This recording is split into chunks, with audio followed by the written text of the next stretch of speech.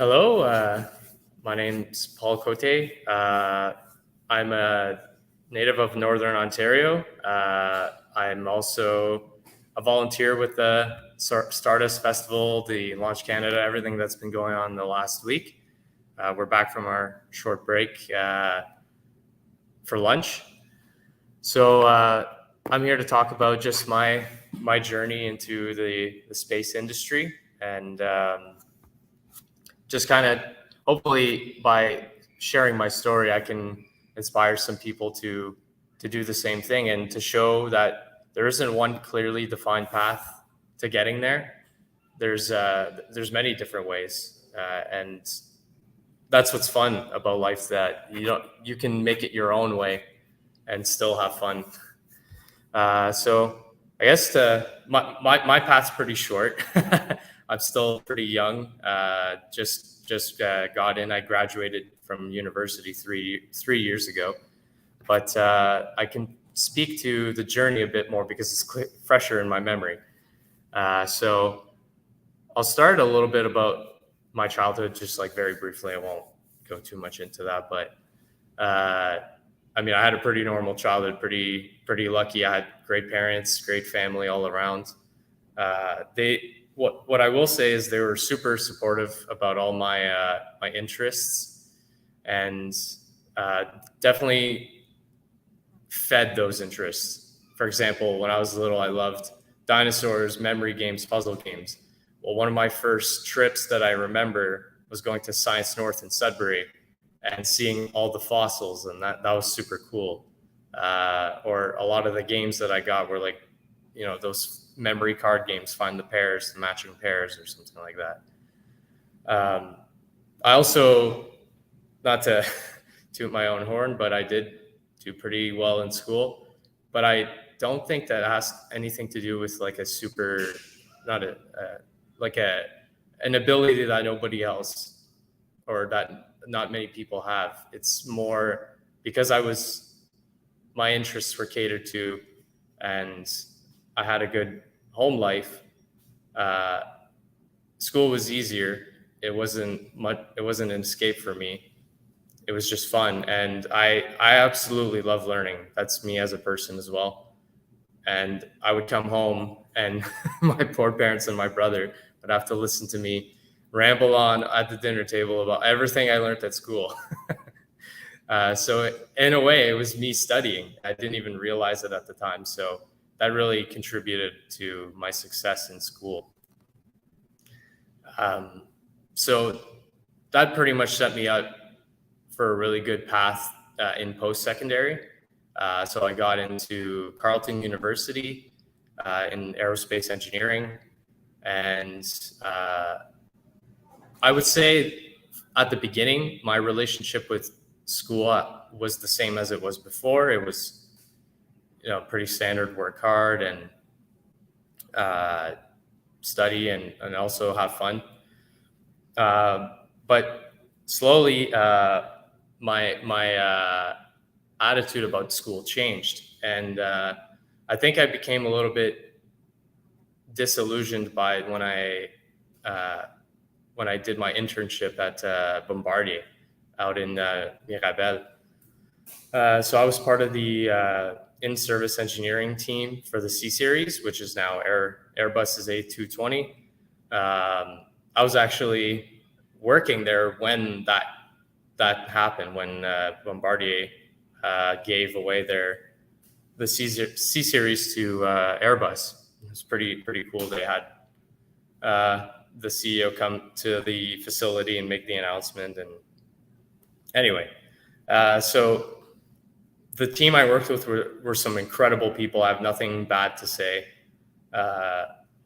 Really smart and patient people, especially with me, because I was perhaps at times not the best employee because I was just so bored and uninterested in the work.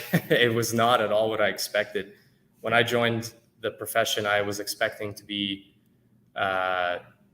creating stuff, designing really cool stuff for airplanes, rockets, whatever.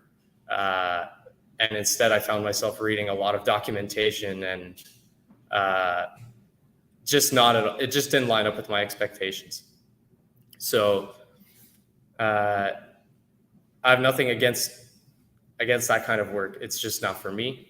And so I finished my internship, tried to finish on a positive note once I made this realization, and then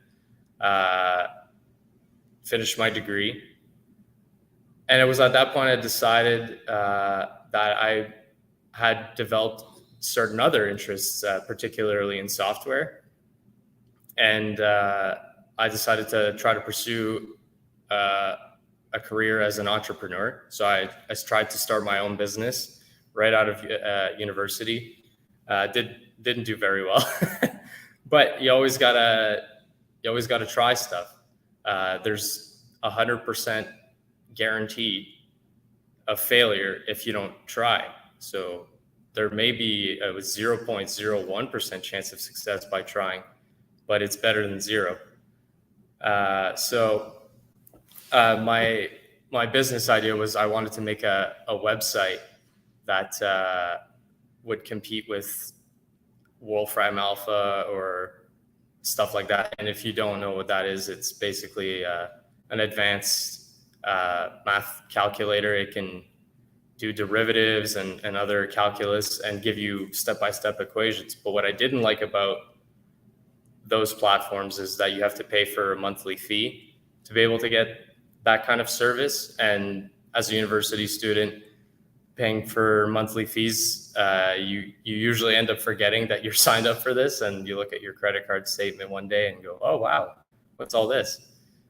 So I would personally prefer a pay-as-you-go model, and that's what I was trying to go for with my website. And it didn't, I got pretty far, but at some point, so actually this was 2019. I was working part-time in a restaurant, and the rest of my free time was dedicated to trying to make this business idea work. And then, of course, the pandemic happened, and I was laid off at the restaurant. So because of that, I kind of had to put the project on hold because I couldn't live on doing that. And I was then kind of out of a job, needed some money, but I had developed skills, right? I had developed all these software skills. I had spent about the last year working really hard to build this website and learning quite a bit. So I was able to find a job with a startup in the finance sector. So doing that greatly improved my coding skills. So I went from basically a self-taught amateur to less of an amateur, still not the best programmer, but definitely better skills, like learning about continuous integration. And I won't get into too many details about coding. Nobody wants to hear about that, but let's just say I definitely became more of a professional after having worked for an actual company in a software role. I'm very appreciative for that opportunity. But I guess I had reached my limit about how much I could learn with this startup. And so I found a new job working with a telecommunications company here in Canada. It was remote work. Thankfully, I didn't have to move. But then again, it was more like just learning more of the industry practices for being a software developer. But it wasn't the most glorious work. I definitely didn't feel passionate about it. I wasn't excited, but it was a job. It paid the bills, and I was learning. I was still learning, which is great. I'm always excited to learn new things. And then I came across a really amazing opportunity. And one of the things I hope that anyone listening takes away from the talk is that human beings are social creatures. And even though you may not like the social aspect of it at sometimes, it's very important to network and very important to maintain a good rapport, good communication with people, because these connections, you never know what could come of them. For example, in university, I was a math teaching assistant, TA, and I had met other TAs that way, and made some connections with some students as well. And one of those students worked at a company called SSSOC, and I just was catching up with them, just saying, "Hey, how's it going? Long time we haven't spoken." And they were telling me about their amazing job at SSSOC, and and I was like, "Wow, that's really cool. I would love to find something like that." I kind of explained my perspective on things. Like, I didn't really want to work at a larger company. I would prefer a smaller scale company and would want to take on more responsibility, not even knowing that they were hiring. She hadn't said that. And then all of a sudden she goes, "Well, based on what you just said, you sound like a perfect fit. We're actually looking for someone."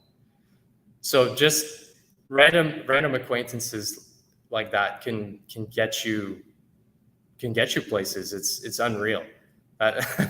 I'm sure if you speak to all the other speakers, I'm sure have said things like that, or shared stories similar to mine, where just knowing the right person at the right time got them an amazing opportunity. So luck has a factor, but you can increase your luck, your chances of getting lucky, by just making sure that you're on good terms with people, not being a bad person.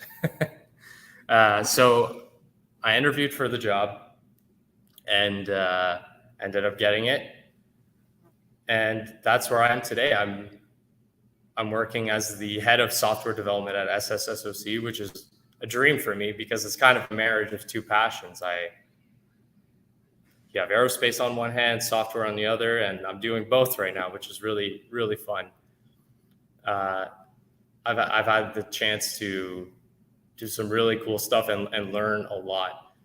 Every day for me with SSSOC does not feel like a day of work. It just feels like I'm tending to a garden almost.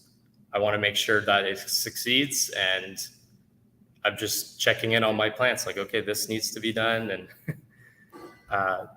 so that's really, really great.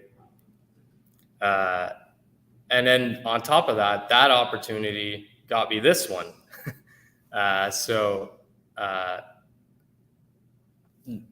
Because we are part of the Canadian space and aerospace industry, we do have contacts, and we had heard about the Launch Canada group.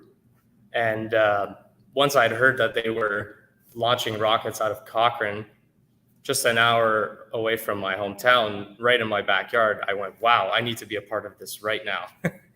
So I was able to then become one of the judges for the rocketry competition, help with volunteering, and that too has just been an incredible experience, where I've met lots of other people, lots of really good people around here, and I've had so much fun.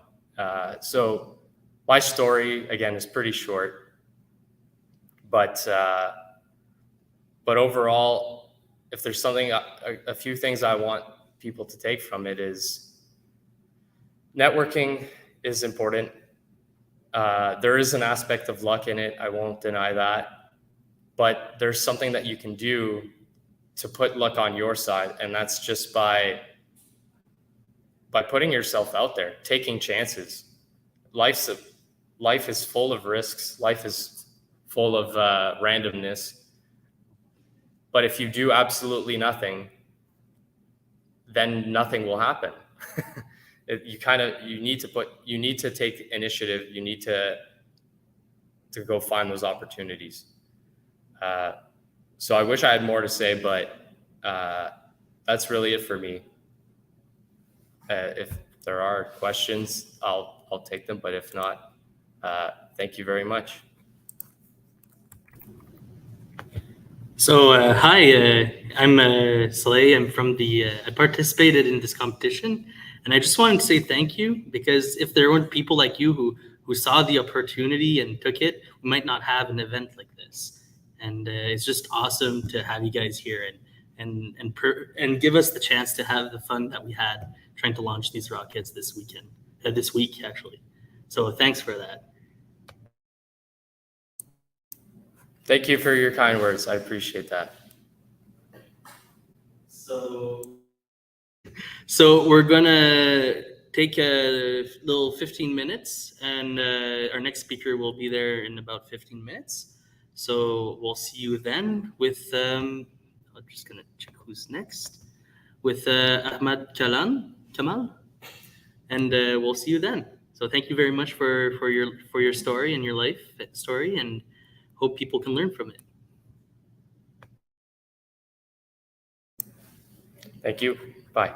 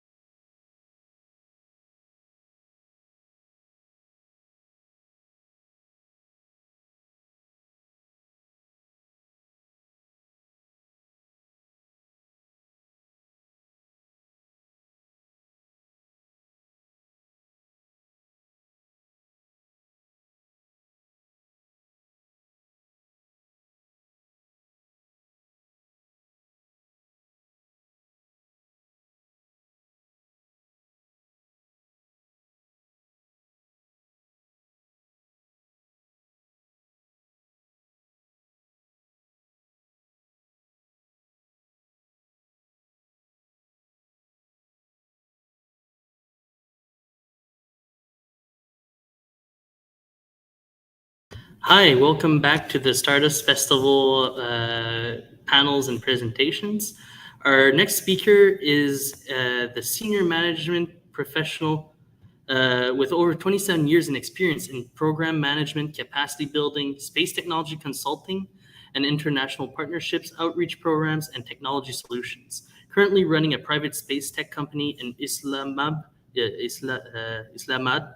sorry, Islamabad. You'll be able to correct me when, when I put you on, in Pakistan, focusing on space communication systems, space infrastructures, propulsion systems, space education, and outreach programs and research.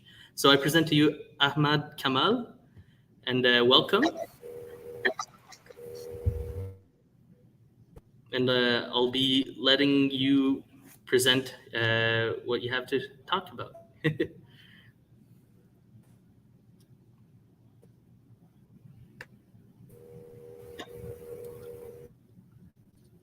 Hello. I think we're having a hard time with the connection. If you could try speaking a little.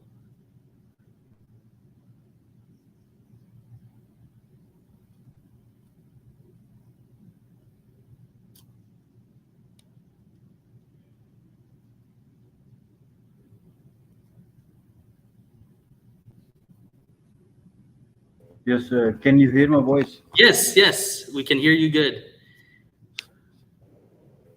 First of all, the real pronunciation for that is Islamabad. Islamabad, Pakistan. Thank you. That's the All right. capital of Pakistan, Islamabad. Yes. Thank you. All I'll right. be able to say it next time. Islamabad. Yeah. Thank you so Thank much. you. All First right. of all,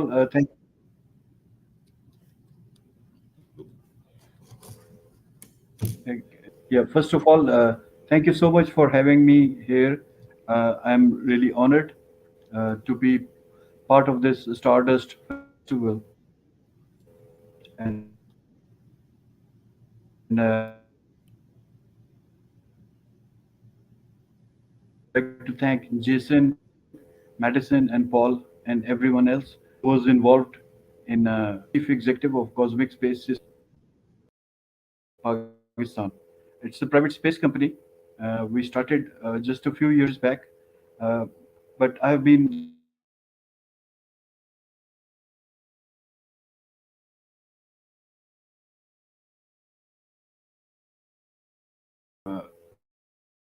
planning for near space projects. So we have done certain things, and I will show you some projects. Let me share my screen. And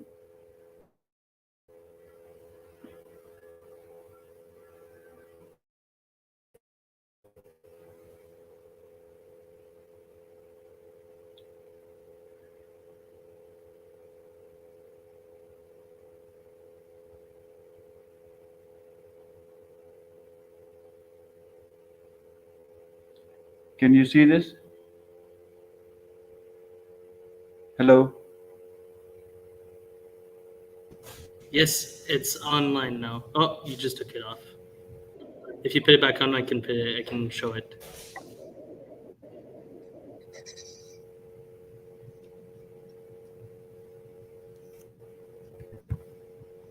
Okay. Can you put it on? Or should I? Yes, Were I'll you go able to and see the screen? yeah. If you put it back, I can put it back on, or I'll go get the slides that you sent. I'll just put it back All right, perfect. because I couldn't hear you. I thought just let me do it again. All right. Okay. Can you see this now? Are you able to hear me? Yes, I can hear you. We can't see the slides yet.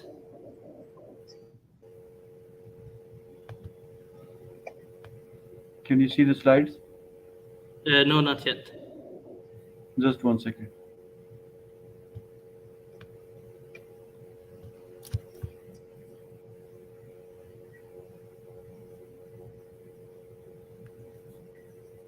Okay, I'm putting them on. There. This is your screen. Yes, we have the slides. You have the slides. Okay. Yep. All right. All right. Uh, I'll leave the floor to you. okay. Okay, go ahead. Okay, I'll do it. So cosmic spaces. I'll just give you a brief overview on about something about us and some of the projects which we have been doing. Our vision, Cosmic Space Systems' vision is to inspire, enable, and sustain humanity by elevating the current knowledge systems and programs for a better future of mankind. So we have a bigger vision towards humanity and the mankind and planet Earth, how to be beneficial to our own planet. And our mission is to search and comprehend the knowledge of the universe, discover new technologies for space communications, and devise optimal space travel to discover universe. And we believe with space research and education and space innovations, we can elevate the vision of the younger generation, and eventually we'll do a lot for mankind. These are, I'll just be quick on certain slides and then we'll move on. For startup, we are working on some space communication systems, space outreach programs, space discovery innovation labs. We're also doing some consulting in software and hardware. We're interested in international space equipment reselling, research projects, and we have just recently started UAVs surveillance with quadcopters. And strategically, in the long term, we are looking towards industrial and space robotics, space equipment trading, mission critical infrastructure, research projects. We also want to uh, put down some radio telescopes for STEAM and STEM education. Science centers. We want to build some planetariums, and we'll be working on satellite systems and payloads, reusable orbital vehicles. We'll also be doing in satellite imagery as we go forward in the next 5 to 10 years, and then space infrastructure programs. These are our main current projects which we are working on. Number one is net from above. This is like uh, in near space at 20-kilometer altitude. We're planning to launch 3 to 4 high altitude helium balloons with the satellite payload systems, and we're planning to provide internet to remote areas in Pakistan. But there are lots of mountainous areas and remote areas, and we would like to provide internet there. And then we would like to build a space discovery center, just like a space science center, and we're looking forward for help from the government and the private sector, basically the private sector and the space industry, if people can help us out in building this in Pakistan. Number three, we are working on some space education and outreach programs.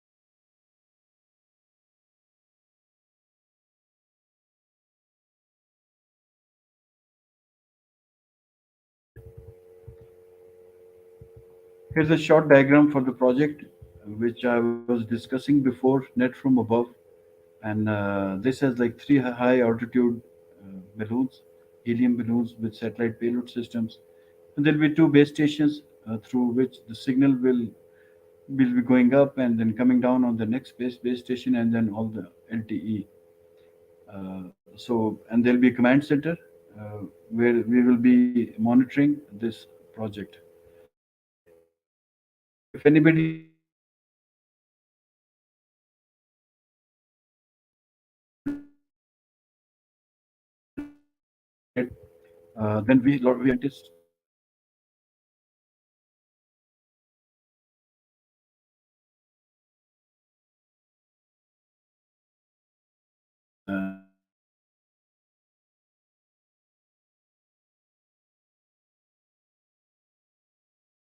research projects on electromagnetic space propulsion, drive for spacecraft, satellite systems, SDR payload systems, geoinformatics and GIS systems, global navigation satellite systems, and artificial intelligence. So these are some of the research. Then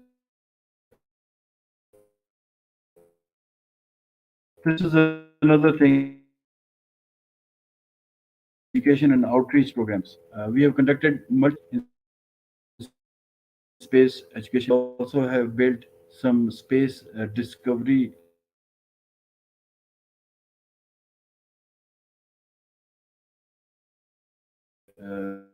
labs where we have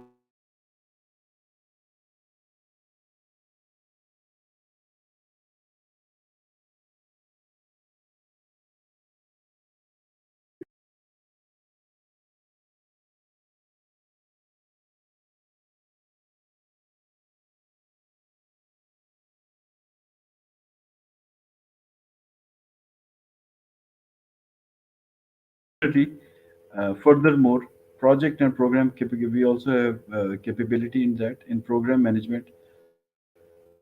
Since I have lots of experience in program management, and we would like to do that. These are some of the pictures. Some of the school kids we have been working with telescopes and STEAM and STEM, uh, different tools we have been using, and we specialize in discovery labs. These are space themed labs with uh, STEAM and STEM functions in them. Here's a picture, one of the labs which we built for a school down here near Islamabad, Pakistan. And we provided tools in there. We trained their teachers, and we also built their curriculum. We also do world. We also part of World Space Week, and one of your famous analog astronauts, Dr. Nadia Maroof from Calgary. She participated in one of our Women in Space programs, and probably 5 to 6,000 students and different people have participated. This was like an online program, and she has become really popular down here.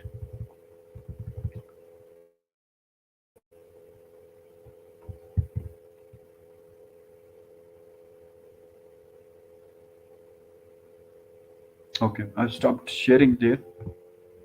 Can you hear me? I'll give you. I'll give you some brief background on myself. Uh, I'm a space enthusiast, and I started my career way back in 1996, 97 in the United States. I went to school there. I was there in University of Tennessee. I was also in IAC College, New York, and I have a BS degree in organizational management. Then I started my career. I started career as a technology person, and I went in the information technology sector, and I worked with really some big clients. Like I was working as a senior consultant in St. Louis. Uh, I was working as senior consultant in St. Louis with Spherion Technologies. I also worked with Mastercard, Edward Jones, Monsanto, and Kane Energy in Denver. So with my US team members, we delivered many projects. I came back to Pakistan. This is like my story. I came back to serve my country, to do something for the children around here, to inspire them, to enable them, and so they can also do some research and they can do something bigger, uh, which they can plan for. And I worked here in the energy sector for many years, almost like 10 years, with power distribution company, regulators. And then eventually one day I decided that I will start my own space company. But this is what I really wanted to do. I used telescope for many, many years, but for almost like 20, 30, 40 years. And one day I decided that it's about time that we should travel to those stars and planets. Like we've been looking at them, but it's better that we should go there. To do that, we need to build something like a Starship Enterprise. Actually, I'm a big fan of Star Trek also, but I always thought, one day I will build my own Enterprise ship, and this is how I started. Like from I made a project plan that it was different steps. Step one, two, three, four. So I started climbing the steps, and that's how I started. And then I had a collaboration with research space technology institute of space technology, and they helped me a lot in on working, giving me resources, and uh, encouraging me to do a lot, especially in the space technology sector. And eventually I started building my own programs. I had like 20 years of experience, more than 20 years experience in program management and technology. So space technology, since I was a big space enthusiast, it was no problem at all. And I have some big plans for the future, which also includes uh, which also includes space exploration. And one day, my team, we will definitely, we will be in space. We will be working on interstellar ships. We will cross the Kármán line, and we will cross the termination shock, and definitely inside the deep space, it will be interstellar. Because mankind, we have to travel. This is part of our destiny. uh, we have to travel the stars because we came from the stars. We are Stardust. We came from a distant planet or something, or somewhere outside the universe. So we have to go back, and we need to build something for that. And for that, we have to build programs with uh, we have to build solid programs in space technology, which can help us go forward. There's another presentation also, but I'll just brief you on that. We're also working on yeah, UAVs. UAVs are like we are using quadcopters for surveillance and all that, but we'll be commercially utilizing these UAVs for in different sectors, especially in the energy sector, in the commercial sector, in the tourism sector. So this is like my story, and I really appreciate that Jason and the Stardust team is working on the mental health awareness, and working for the indigenous people, so they can be mainstreamed. Their culture and their knowledge can help us in the space industry, and our traditions are really strong. Even in Pakistan, our history dates back to 5,000 years, maybe more than that. And the indigenous people are really, we really honor them, and we can definitely learn from them in new technologies. And my message to the children is to just look up and be inspired with the universe. There are many things which you can do, and number one thing is you have to be structured in your life, and you have to make a project plan and a program, and you take one step at a time, and eventually, and don't give up. One day you will reach the stars, and definitely one day we can all reach the stars together. The Cosmic Space System Pakistan is looking for funds also. We're all also looking for investors, local and international, where we can do collaborations together, work on research projects and new propulsion systems. And I have the resources, human resources. I have lots of human resources working with me. We need other resources like technical resources and consulting resources and hardware from outside, where we can build together certain things which can benefit life on Earth and beyond. So definitely, this is really interesting. The space industry is really interesting, and this is it. Like, do you have questions? Hi, so thank you very much for your presentation. Loved your story, loved what you're doing in Pakistan, and how, trying to inspire the youth and make this possible for space exploration. Um, and kind of like what we're trying to transfer here also with the indigenous people and with building up a community that's able to work towards a greater goal as humanity, you know. And also, Star Trek fan. We had Klingons here earlier, Oh, dressed really? up. Amazing. Yeah, Yeah, people, I love Klingons. and yeah, they were here for dressed up and speaking Klingon, and it seems they have a Klingon band also, and it was interesting. But it's I all can't to hear go you. towards. Oh, yeah, we have bad connection here too. So, Hello, um, hello, can you hear me? can you hear me? Hello. Yes, we can hear you. Uh, Actually, our distance is also quite. I mean, Islamabad is approximately 10,330 kilometers from Ontario.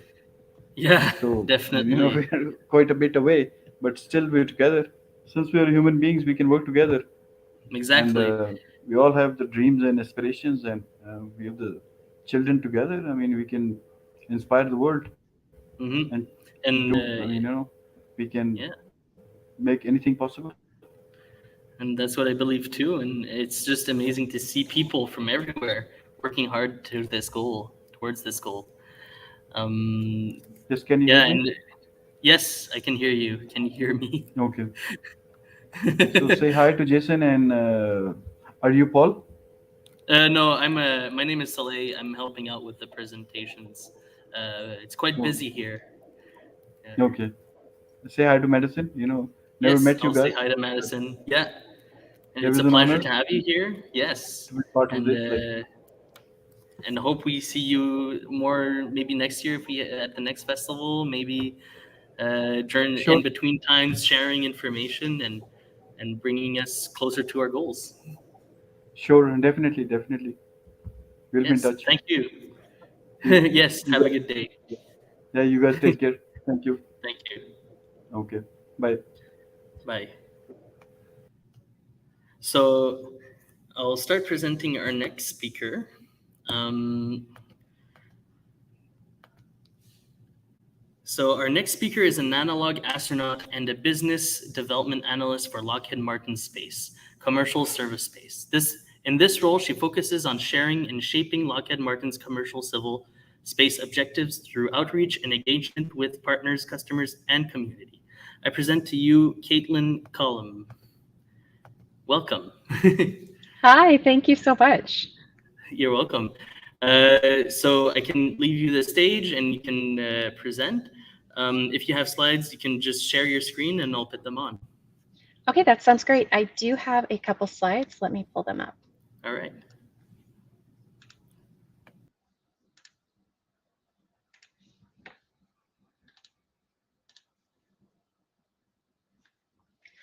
All right. Hi, everyone. Thank you so much for having me today. As mentioned previously, my name is Caitlin Cullum, and I work in business development within Lockheed Martin Space, communicating and shaping our commercial and civil space industry. I took quite a roundabout way to get here, though. My hope with this brief introduction on my life is that it enables you to make that decision to go for that class or skill that interests you, or if you're mid career and not entirely fulfilled, to be inspired knowing it's not too late that you can make that change because all of your experience matters and brings a unique perspective to your team and environment. So, let's go ahead and start from the beginning. As a kid, I loved space. I was the kid that wanted to grow up to be an astronaut. I even have a pamphlet from Space Camp from the early 90s because I wanted to go so bad, even though I didn't get a chance to then. I can't tell you when I fell in love with space, as it was just always there. But as you can see from this article that quotes me as a space freak, I really loved it. That's me in the red. I can't begin to tell you how jealous I was of my little brother pictured here for his school picture. But there are certain things that can happen in your life that change everything. One of those moments was when I was about 13 years old, and 9/11 had just occurred, which was a really pivotal moment for me. It was kind of the first time I really saw the world. 9 months later, I had the opportunity to travel for the first time, going to DC and New York. And well, to be honest, I didn't know this until a couple years ago, but my parents had skipped paying a few bills to be able to send me. I can't thank them enough for that sacrifice because it opened my whole world. I fell in love with travel and cultures and learning. I was able to lay a wreath at the Tomb of the Unknown Soldiers, visit Ground Zero, and hear personal stories from those that were affected, and of course, see a few museums and my first spacecraft. Those years changed my trajectory from space to wanting to be involved in helping people in my community. Although at the time I didn't realize those can go hand in hand. So what I ended up doing was I worked for the sheriff's department full time and attended school full time as I had to support myself. And after graduating with a degree in justice studies, I knew I had a huge decision to make. I grew up in the small northern Idaho town where there weren't any large companies or specific industry jobs available to me. There weren't it just wasn't a place that was going to offer what I was looking for. It would have been a really great place to stay, but for me, it wasn't fulfilling. So I ended up doing a ton of research on schools to be able to go and continue my education with a master's. And I was really, really frustrated because everything was so expensive. The cost of education, especially in the United States, was so high that I wasn't sure if I was going to be able to make it work.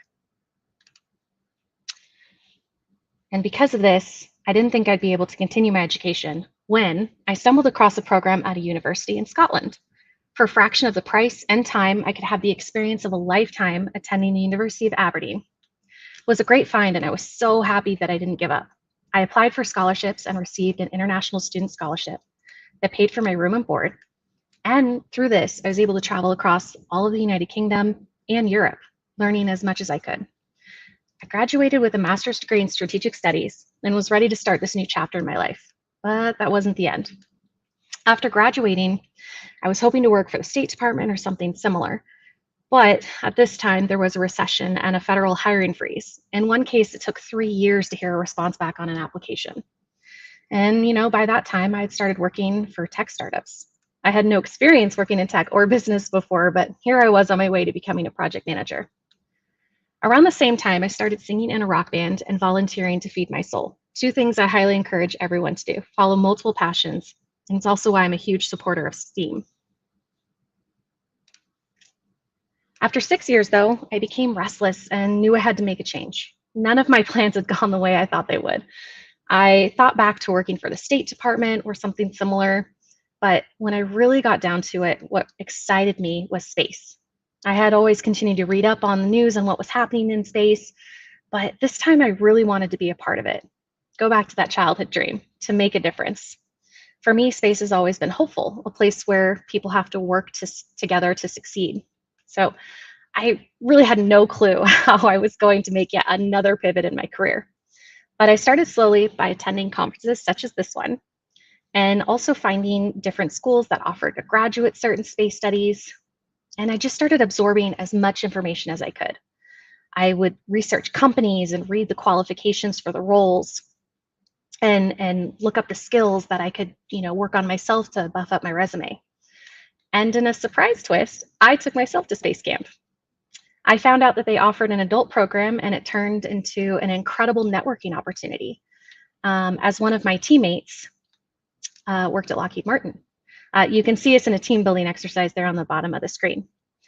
He became a mentor to me, guiding me through the industry, helping me make connections, and eventually I found a Scrum Master role or project manager role at Lockheed Martin. And I took that as my chance to get my foot in the door and succeeded. I spent the next 2 years building an internal network, taking on stretch assignments to learn more about the company and myself, and I found a spot with the business development group, which is where I am now. But during this time, I also wanted to take a more hands-on role with research and giving back to science. I'd always wanted to be an analog astronaut and started following several analog facilities on social media, actually. And that's when I came across a call for an analog astronaut. I applied, and after an interview process, was selected to participate at High Seas in Hawaii, which was an incredible experience. I was also grateful to my manager, who was understanding of the time I took off to participate, as I was involved in a 34-day mission. I really hope that this analog experience provides guidance and insight on how we can be successful for our return to the moon. But during the mission, I had time to reflect on my career changes and really my feelings of imposter syndrome. I didn't have a traditional background or education for space, not an engineering degree or anything like that. But I was able to accomplish so much, and here I was in a spacesuit on the top of a mountain, or a volcano actually, staring at the stars. It made me appreciate that while I didn't have the same education as others in my field, I had all these different life experiences that made me who I am and that bring unique perspective to my work and to my team. And I also reflect back on what a mentor said, which is, most people don't have everything figured out, but if you can keep doing it for 6 months, you realize you're actually just doing it. So that was a huge thing for me in this whole industry and with imposter syndrome and really trying to overcome that. But I had also realized during this mission that I needed to pay attention to my mental health. It wasn't until I was living in a bubble that I realized, how much stress I was allowing in. So journaling, being mindful, reducing my time on social media, being present with friends and family took on a whole new level of importance for me. It brought this newfound understanding of myself. So when I came back to work, I was ready and excited for this next step in my space career. Coming back, I've been able to dive into a variety of projects, but one of them that I'm most excited about right now is Callisto, which is a technology demonstration for the Artemis 1 mission in partnership with Lockheed, Amazon, and Cisco. Callisto is integrated on our Orion spacecraft and will test and demonstrate potential uses of technology for deep space voice and video communications to support our astronauts. It does this by demonstrating how voice technology, AI, and portable tablet-based video conferencing can help improve efficiency and situational awareness for those on board the spacecraft. And of course, if you want to learn more about that, you can go to the Lockheed Martin website. And also, I was able to see SLS out there on the pad before they rolled it back into the the VAB. So that's me with SLS right there, and I'm so excited for the Artemis 1 launch coming up soon. This was a very quick presentation, but I just wanted to say thank you so much for your time today and allowing me the opportunity to speak. I consider myself a lifelong learner, and I'm excited to see what direction life takes me. So thank you. And thank you for the presentation. I think what I can hold from this is a lot of people, the imposter syndrome thing, even us engineers often get it, where we think that we don't have enough or we shouldn't be there. Like, why am I here in this position, But people don't notice that they have a lot more to offer than they think. And Absolutely. I think that's a big, big, big thing. I mean, I have a lot of friends who have a hard time, but they're like the most great people that I know, and they just don't see it, It's right there. And yeah, and also your story and where you come from, and it's the wanting to be and participate in space and exploration, and now you're literally working on one of the biggest projects out there at the moment. It's awesome. Oh, I feel incredibly grateful, but it took a long time to get here, a lot of twists and turns in the career and a lot of different experiences in my life. So I definitely appreciate it a lot more now than I did, but thank you. Absolutely. I also know that talking to mentors and people who have achieved so much, whether they're a director, a VP, or whatever in the industry, I find that almost all of them have at one point in their life experienced imposter syndrome, which is crazy to me because look at where they are, look at what they've accomplished and everything. So it's just important to recognize that and to kind of go through those motions of coming to terms with that, but realizing that you're not alone, that you do deserve to be here, that your experiences do matter, even if they're different from the person next to you. Exactly.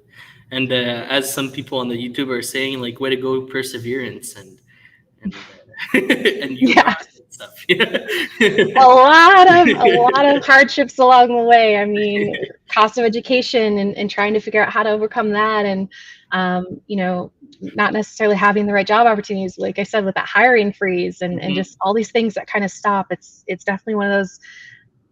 Don't give up. Keep looking for the next thing, because there is a next thing.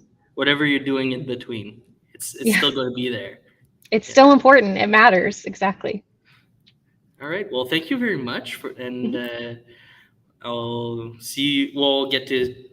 I don't know what to say after, but thank you for your presentation. Our next speaker is going to be in about 12 minutes. We're going to take a short break until then, and I want to thank Caitlin also again to be coming and presenting this here, and hoping it inspires people to not let go and to still hold on to their dreams when they're there.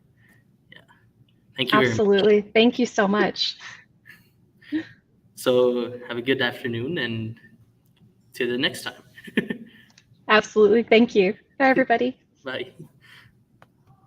So like I said, we'll take a short break until the next speaker arrives, and it'll be about 12 minutes. I'll put a little tag on and see you then.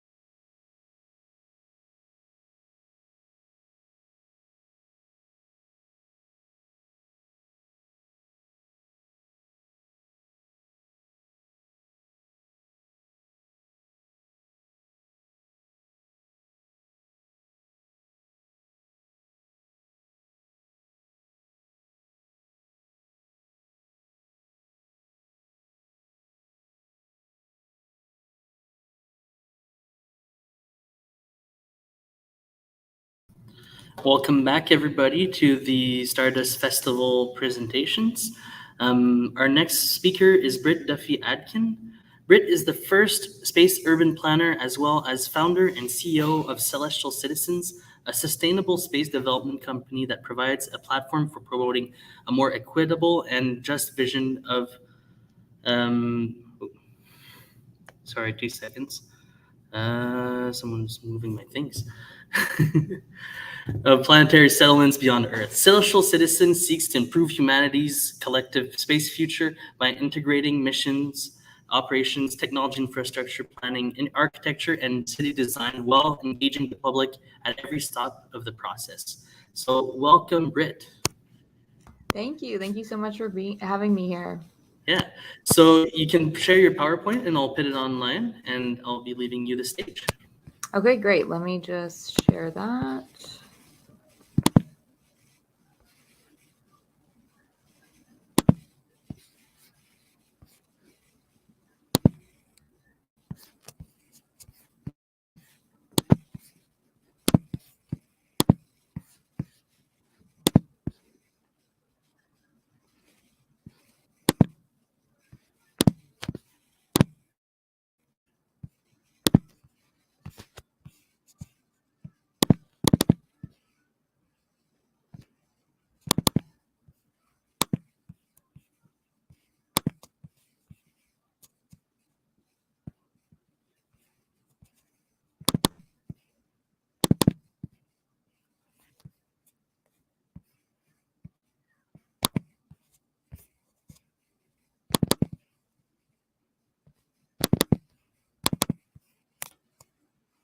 Okay, it looks like it's uploading.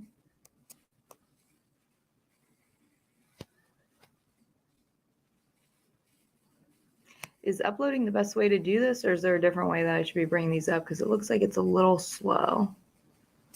You can share your screen with the share button. Okay, let me try that instead. Let me stop this. Okay.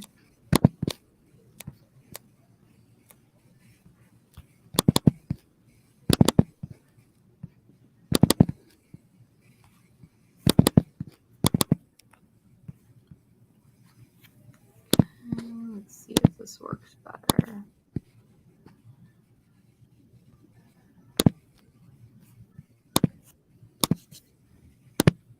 Okay, can everyone see that okay?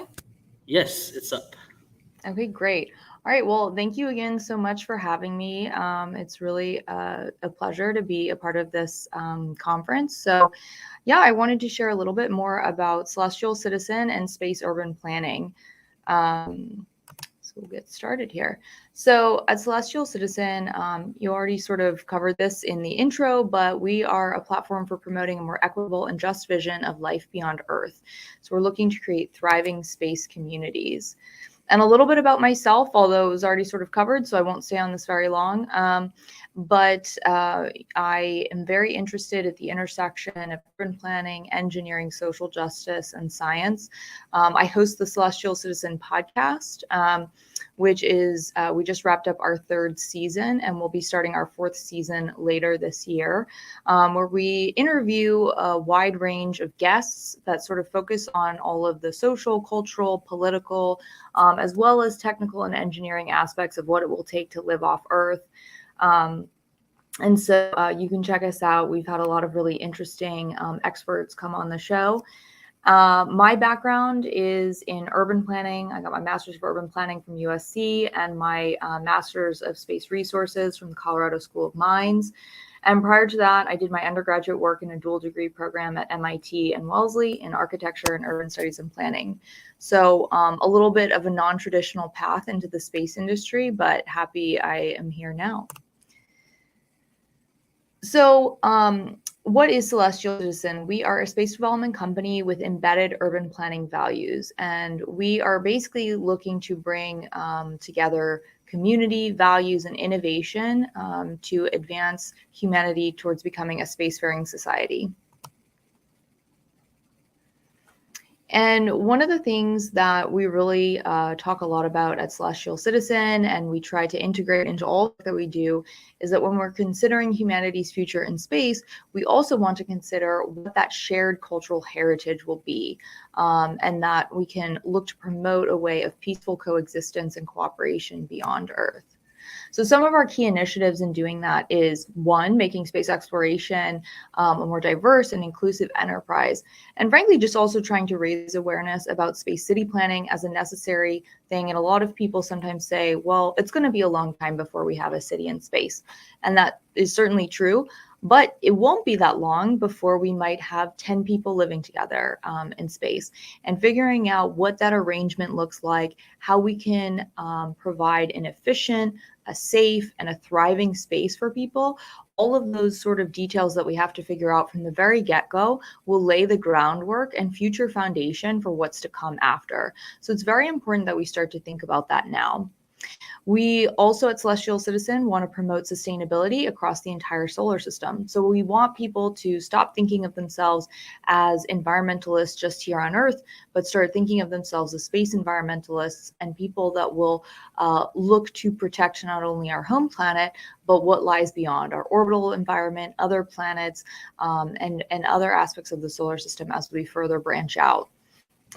We also, one of our key initiatives is that we look to solve a myriad of challenges around the problems that are facing Earth today. So whether they be climate change, whether they be issues of social justice, things that that data and monitoring and sensing can all support. So basically integrating those technologies that could be derived for the space industry back here on this planet. We also look to achieve high levels of civic engagement in space as well. So we want more and more people to be involved in this. So not only people that consider themselves space professionals or space enthusiasts, but we really want to start to branch out and reach more people so that really space does become a place for everyone. Okay, 2 seconds. Just, I think you're sharing the wrong screen. Oh, is it not? Is Is it not changing slides? No. Oh, that's so strange. Okay. I don't Just know why that maybe look. is. It might be. Do you have 2 screens? Could we just do this? I mean, Yeah, can yeah, we, you could can just do everyone that. see? Okay. Yeah, that we can see. Okay, perfect. Okay. So you might not, I don't know when we won't go back, but I think we're on this one now. All right. So how we'll move forward. So we really want to make sure that space becomes a really transdisciplinary effort. That's one of the things that's so great about this conference, is that it pulls together people from so many different areas and aspects of the industry. And so ultimately, that's something that we also really want to look to support as well. So I think that a lot of people are already starting to find ways to have greater relationship building between public and private sector. And also there's a lot of interest from the space community to have a global reach. And of course, we want to bring in people on the engineering side of that as well. But what is slightly less talked about is architecture. We are starting to see space architecture become a really emerging and popular field now, which is wonderful. But there's very little attention spent on urban planning, and there's a lot to integrate and be learned from this industry for the space sector specifically. So we'd really like to see all of these different areas come together really cohesively. And ultimately, one of the things that really drives us is that we don't just want space and the future of space to become something that feels like it's only for a select few, only for an elite group of people, or a group of people that have committed their lives to being focused on either on the academic side or on the government or private side working towards this. We want the collective Earth experience to really be showcased in space. So as part of Celestial Citizen, one of the things that we are really excited about is the community that we're building. So what is a Celestial Citizen? Well, these are just a few of the different areas that we think kind of define what a Celestial Citizen is now and in the future. So it's somebody that's looking to innovate, do no harm, protect Earth and beyond, advocate for justice. Of course, you need compassion and curiosity and an adventurous spirit.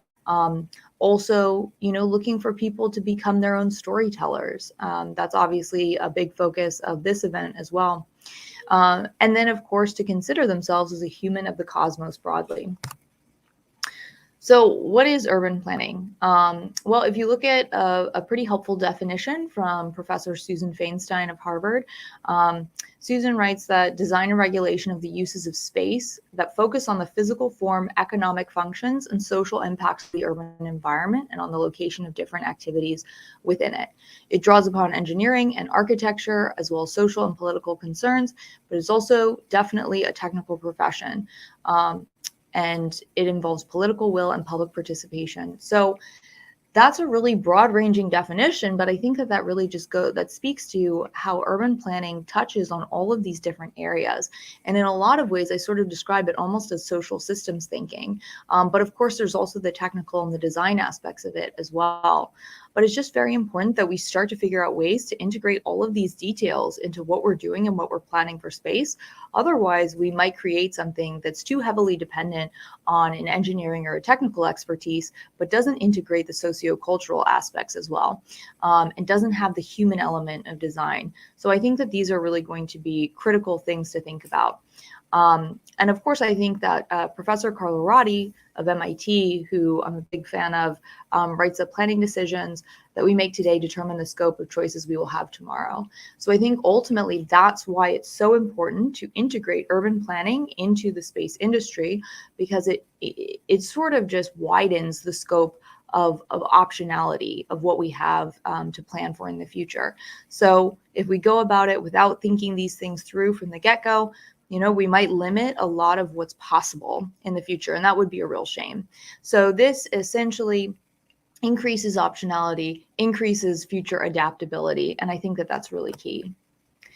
So I've already sort of touched on this, but just kind of to reiterate how urban planning is useful to the space industry here is that it has the ability to plan and design both the physical infrastructure as well as the intangible institutions. So those sort of social, cultural, political, economic institutions as well.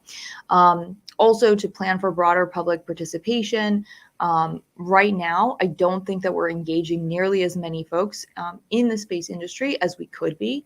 So I think this is really important that we find the right tools and ways to engage with more people. We also want to democratize access to space science and research. So it's important that people are also provided with accessible and digestible information to make the sort of choices or have confidence in the choices that they're making for the future of humanity in space. And so ultimately, we can also use this on Earth. We see that there's been, whether it be future spaceports that have been planned or other things here on Earth around the space industry, and there's often opposing interests.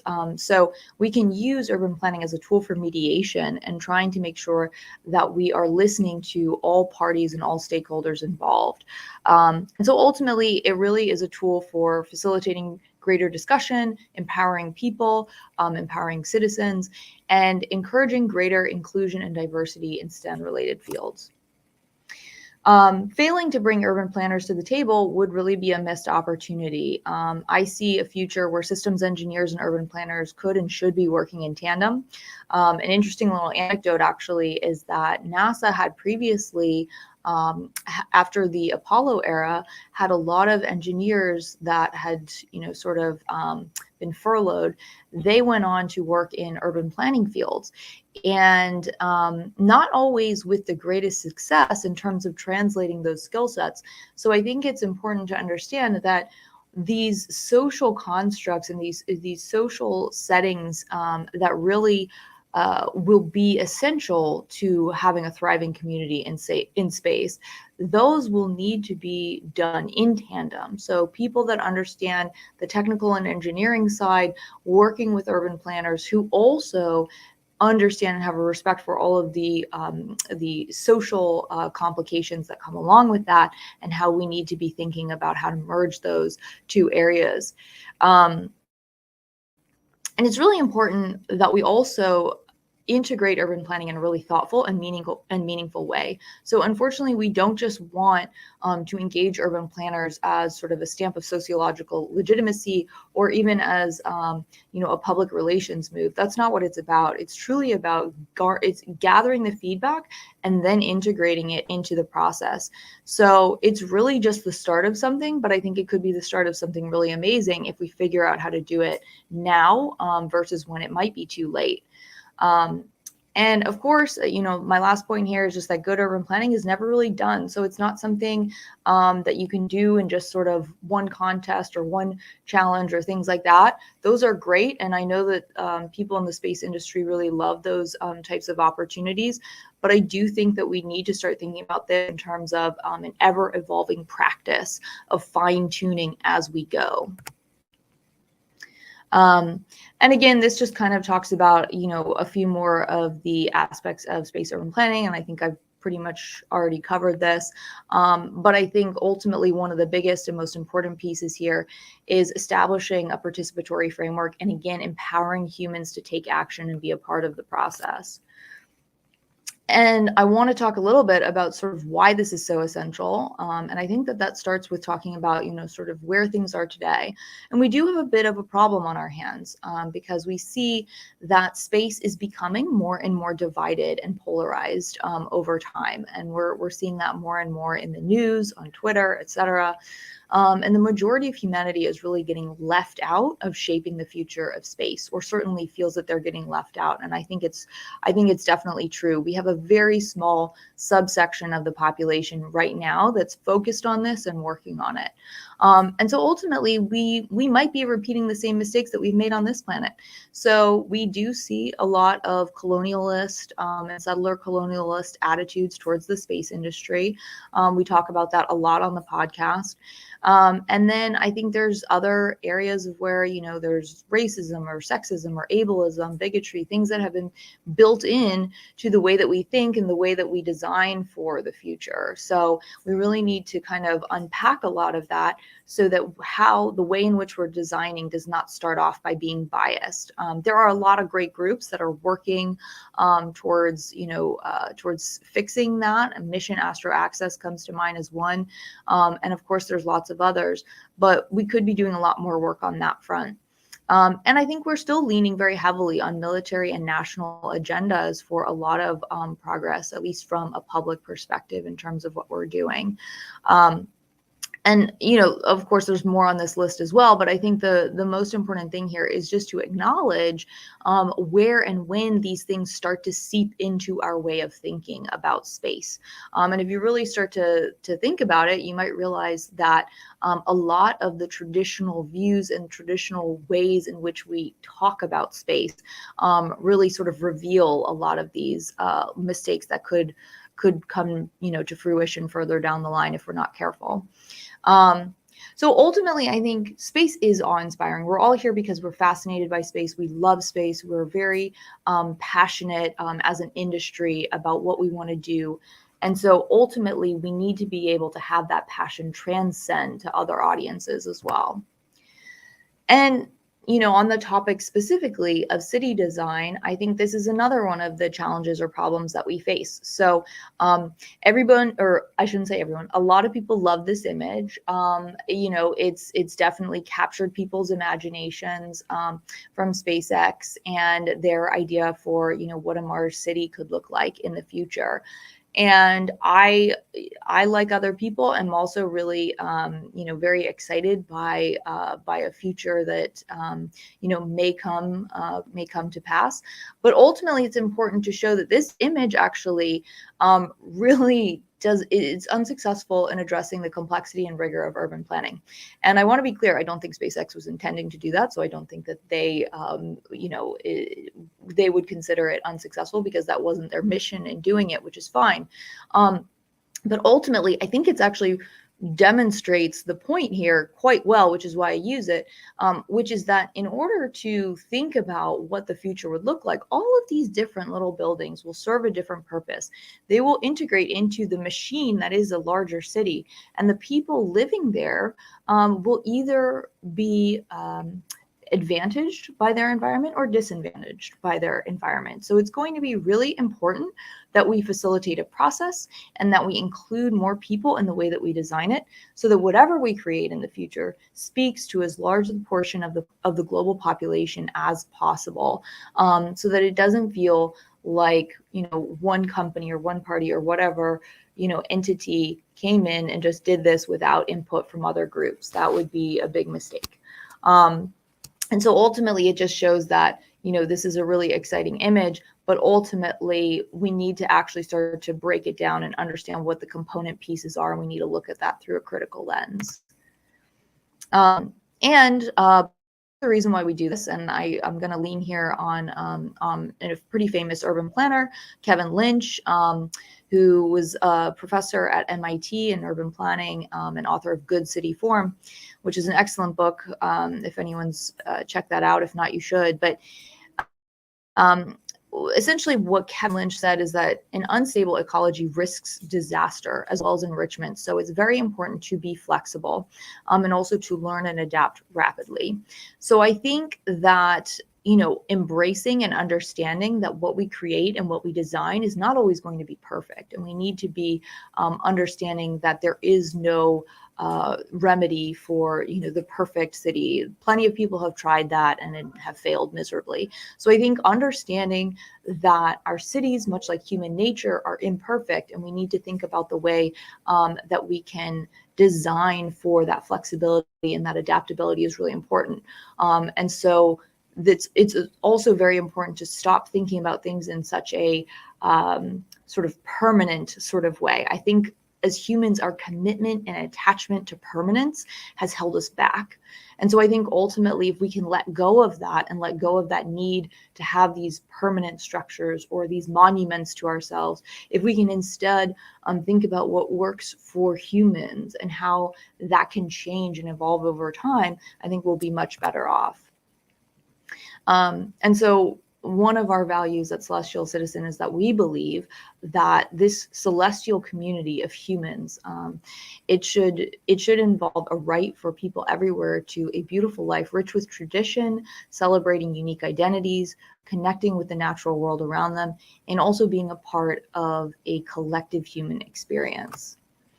And the critical ingredient for this is, of course, going to be public participation in the project. And by the project, I mean this project of making humans spacefaring at some point here. And so ultimately, there's plenty of benefits. I know I'm running short on time, so I'll let you read those. Challenges to public participation, though, of course, are that it's not going to be easy. You know, participation looks different to different people. It's going to be very difficult to scale this effort. That will take a lot of thinking and thoughtful planning. And then, of course, also there could be, and I talked about this before, design bias of tools and process. You're looking to engage people that might not typically have been engaged in the space industry or in planning processes in general. And then you're also going to be tasked with reconciling community divisions. These are not small hurdles. So this is going to take a lot of effort, and it's going to take a lot of engagement from the space community. And at Celestial Citizen, we think about it in terms of a multi-channel approach. So, you know, again, there's a lot of things on this slide here to unpack, but, you know, in the interest of time, I guess I would just say that, you know, one of the most important things is going to be transparency around innovative approaches to things, open data. Also, again, dissemination of balanced information in accessible formats. Looking to go after thin participation methods as well as thick. By thin, I mean social media, surveys, and polls, things that are easier for people to do. They don't take a lot of effort. Thick participation methods are when really we want to do design charrettes, planning workshops. We want to engage the community and really harvest a lot of brainstorming power. And then, of course, representation. So it's going to be important that we have more space activists and community leaders and people that are willing to really commit to a values-based approach to what we do in space. some of the ways that we're looking to do that at Celestial Citizen, I already mentioned, is our podcast. We're having conversations about a lot of these topics and how these different aspects intersect. So you can check that out. Also, our community on social media.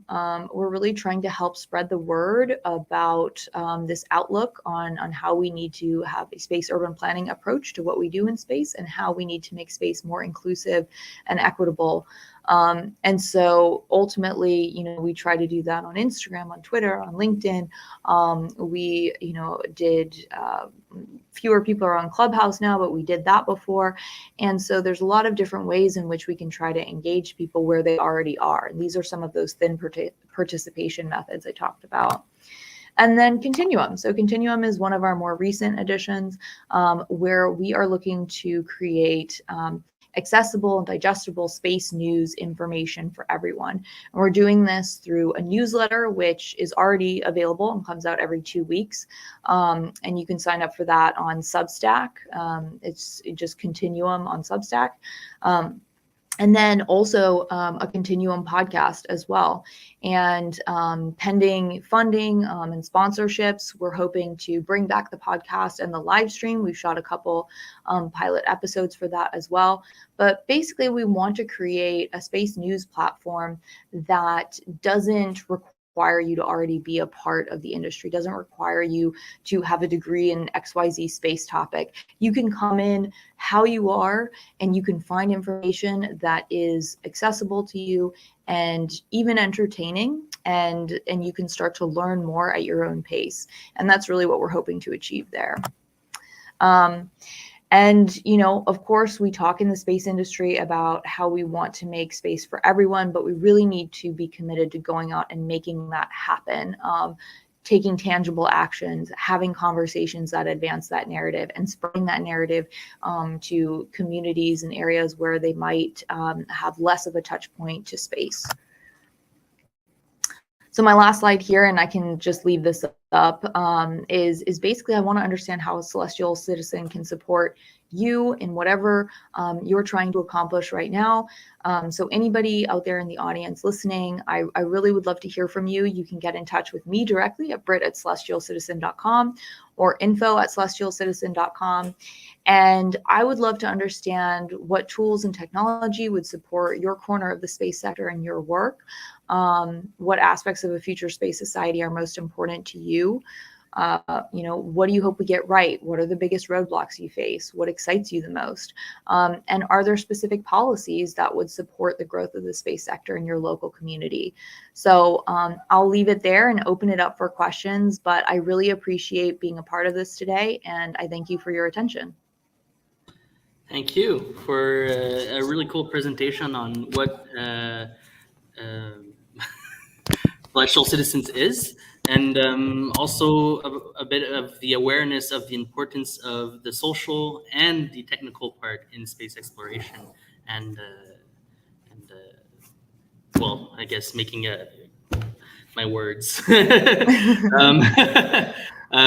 viable colonies in general. And we also see more often. Sorry, this was going for. We're also seeing a little more often the attachment of social and technical with conferences like these, and with I keep forgetting my words. I'm French, so I'm kind of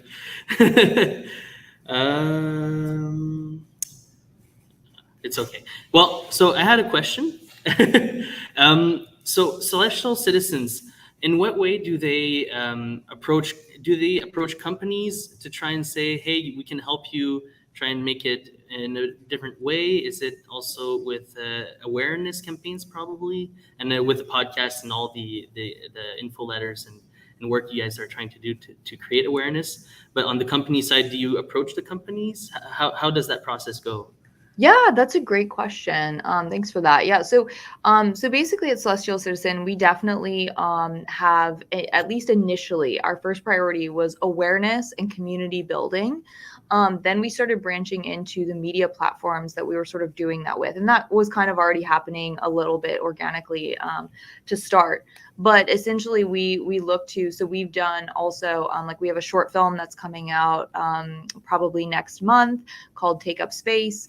And so that's going to be out soon. We have other projects and things like that along those lines. But basically we wanted to lead first with a community effort and around that media of how we do storytelling. And now, as our company has sort of evolved and we're now in, sort of year 2, we are starting to work with other companies. So certainly if there are other space companies out there, or could even be space agencies that are interested in engaging with Celestial Citizen for some of these like urban planning processes and things like that around city design, around base planning, all of that, that's definitely something we do, and we're very open to working with people on that front. And then actually, sort of as we kind of evolve to the next step, we're also working kind of in the background on some of our own projects. So, working with looking at different communities, seeing what they need, seeing where we could help them in terms of building physical assets. So those are kind of all the different areas that we focus on. Okay, cool. So in a way, it's starting by creating awareness so people know the importance of it. And then after that, trying to reach out or having the companies understand that they need this if they want to be successful in their business with spacefaring civilizations. Yeah. Yes. Yeah, absolutely. Yeah. All right. Well, that's really cool. We have a few people who are watching on YouTube who really like the I'll just put it on like the language and understanding outside the box, thinking in permanence, evolving, changing, accepting, and gaining deeper understanding of what works. Oh, thank you. Thank you, Jody. That's a really nice comment. So yeah, so it makes it interesting, so people can try and understand what's going on and what is needed and what's out there, what exists as an industry and what's needed.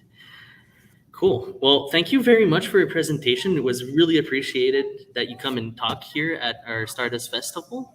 And I hope to hear about the short movie, which seems interesting, and all the rest of the information that's out there that you guys are sharing. Yeah, absolutely. Thank you so much for having me. Cool. Thanks. Have a good afternoon. You too. Bye.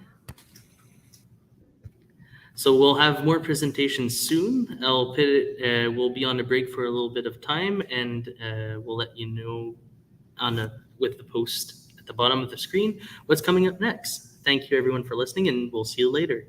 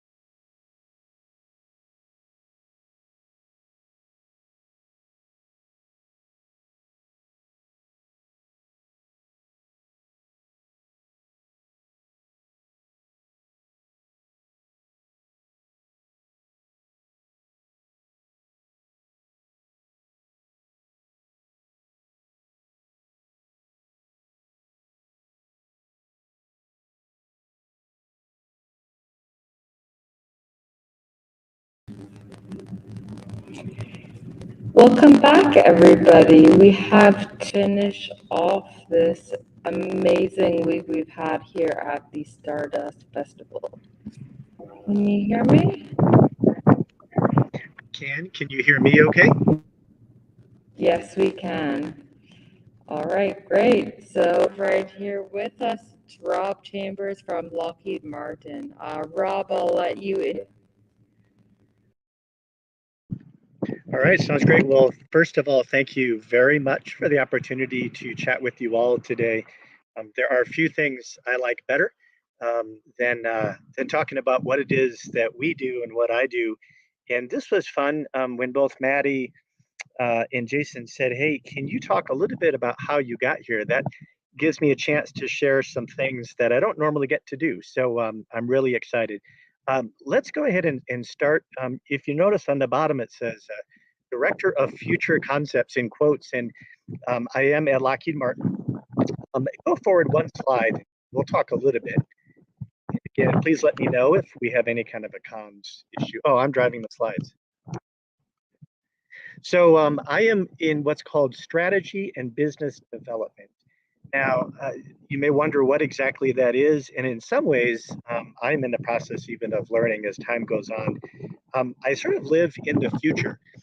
There was a time, gosh, 2 years ago, and I actually thought our credit card was expired, and I told my wife, "Oh my gosh, we can't head out on vacation. We got to get the credit cards renewed." And she said, "What are you talking about?" And I said, "Well, it's 2024." And she said, "No, it's 2021." So I live in the future a lot, and I'm not just making that up. I'm always thinking about where humanity's going and what we're going to do, not just as a company, but as a species. So my role at Lockheed Martin is strategy. How do we get to where we want to go? And then business development. We are a commercial company, after all. And how are we going to make money, and how do we add value that maybe others can't? That makes it what we call a discriminator. So I'm in charge of this for all of what we call commercial civil space. So Lockheed Martin is a very, very large corporation, over 100,000 people. My group is around 2,500. That's not the number of people I manage. That's the commercial civil team that I'm a part of. And then my business development organization is around 30 to 35 people. And we cover everything from robots and humans going to Mars on the lower right, mobility on the lower left at the moon. You may have heard some of our recent announcements, a partnership with General Motors. Orion is our flagship program on the upper left. And we are at this point, I can do the math, 23 days away from launching Artemis 1. And I'll touch on that a little bit in the context of how I got to where I got. And then we also, in our group, do commercial communications. We do weather and earth science, and we do astrophysics. And most recently, we've really started looking at the climate, particularly near and dear to a lot of the folks' hearts that are on the phone or on the webcast now. The Arctic is changing faster than anybody would have expected, and we're figuring out now how we can contribute to understanding all of that. So let me talk a bit about how I got there. And could I just do one more comm check? Matt, are you guys able to hear me okay? Yeah, everything's great. Okay, awesome. Sounds good. Okay, so I kind of walked through a little bit of my history. I know you guys have had a very long week, so I don't want to bore you in any way. So feel free to make comments. Maddie will fill me in, and if we need to pick up the pace. But I did want to start with my birth. I grew up in northern Indiana, which is a little red star there for those not familiar with the details of the states, particularly the Midwest. A relatively small town from a United States perspective. We had about 150,000, which is not large, nor is it a small town in the Midwest. But it was not a metropolis, right? So my school, LaSalle High School, class of '88, I can't believe I found that picture online this morning. I graduated with maybe 250 people. We probably started out with 450 in my class. So in the U.S., that's not a very large school. The reason I say all that is it wasn't like I was, I don't know, born into some high pollutant, schools and local area and so forth. I was youngest of seven.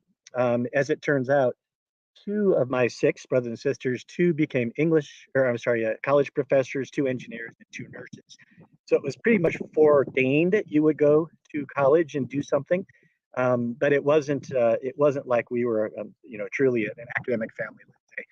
And I say that because I want you guys to realize no matter what kind of walk of life you're coming from or where you're growing up, what part of Canada or relocating to another country, it's really about what you get interested and excited about. And then you just work to figure out how to make that happen at your school. So I was definitely lower right hand side. I have kind of the takeaway for each part of my life that got me kind of focused on where I am. And for me, I was just a nerd. I read a lot. Um, and you don't have to read books on fusion and spacecraft and psychology. Just read. I read Tolkien and Silverberg and Niven and Asimov and just stuff that interested me. And from that, I learned kind of how to learn. And that is probably the thing that I would love you to take out how I got to where I'm at is learning how to learn. Is really what it comes down to. There's no magic associated with your college or your work experience. It's learning to learn how to do things next. So after high school, I went to Purdue, and I left a little South Bend, Indiana, where I grew up in Red. Purdue is just south of there. I did not go far from home. Purdue, quite honestly, is an awesome engineering school, so I was lucky to grow up. Notre Dame is actually in my hometown. Couldn't afford that. But Purdue, I was lucky enough to get some scholarships. Over there on the right, you got to make sure you have a balance in your life. For me, marching band was that big balance, and that's actually where I met my wife. She was also in engineering, and then later went into the sciences. But that's obviously me in the white hat on the lower left, and obviously her in the black pants on the upper right. Large marching band, a lot of fun, and it's important, and this may be obvious to you, but it's important to develop relationships and how to work well with other folks early, because if you're going into anything associated with, well, frankly, just about anything these days, it is so much more complex than a single human can do. And so, if you hate working on group projects, I know I didn't like them all that much. That is really what life is like, is one big group project at work. So more to come a little bit on all that. On the lower right, I said curiosity. That was sort of my takeaway for this phase of my life. My wife, I said, started out, girlfriend at that time, right? Started out in engineering and decided she didn't like it. She decided she wanted to do chemistry instead. That is so very common in college. And again, hopefully I'm telling you stuff you may already know. You don't have to have it all figured out when you start. The key is to explore what actually fascinates you. And you want to find that intersection, is what I always tell everybody, the intersection between what you're good at and what really drives you and gets you excited every morning. And so for me, that happened to be aerospace engineering, which I started out with. I was born in 1970. We had just landed on the moon. By the time I kind of remember childhood, Starlab was flying. Apollo had already come to an end. I don't remember any of the moon landings themselves, but the Skylab was up and running, and the space station and space shuttle were really being talked about. And so, yeah, kind of right away, man, that fascinated me early on in my career. But I think it's important to recognize what you major in is important, but how you learn how to learn in college is even more incredible. So I was aerodynamics and propulsion, and then promptly never used either one. But I used the fact that I knew enough about them to be dangerous to help leapfrog me as I moved into my career. So I'll talk about that in a second. I didn't put this on here, but I want to tell a little bit of story. On the lower left, LA, Los Angeles is down there, in the southern part of California, as y'all know. I did 3 summers in LA working for a company called Hughes Aircraft Company. That's how they started out, Howard Hughes. But we actually built satellites, and this was in El Segundo. 3 summers, and I did orbital mechanics and software testing, even though my major at school was aerodynamics and propulsion. There was software developer as a degree. There was dynamics and control, where you would do orbital mechanics.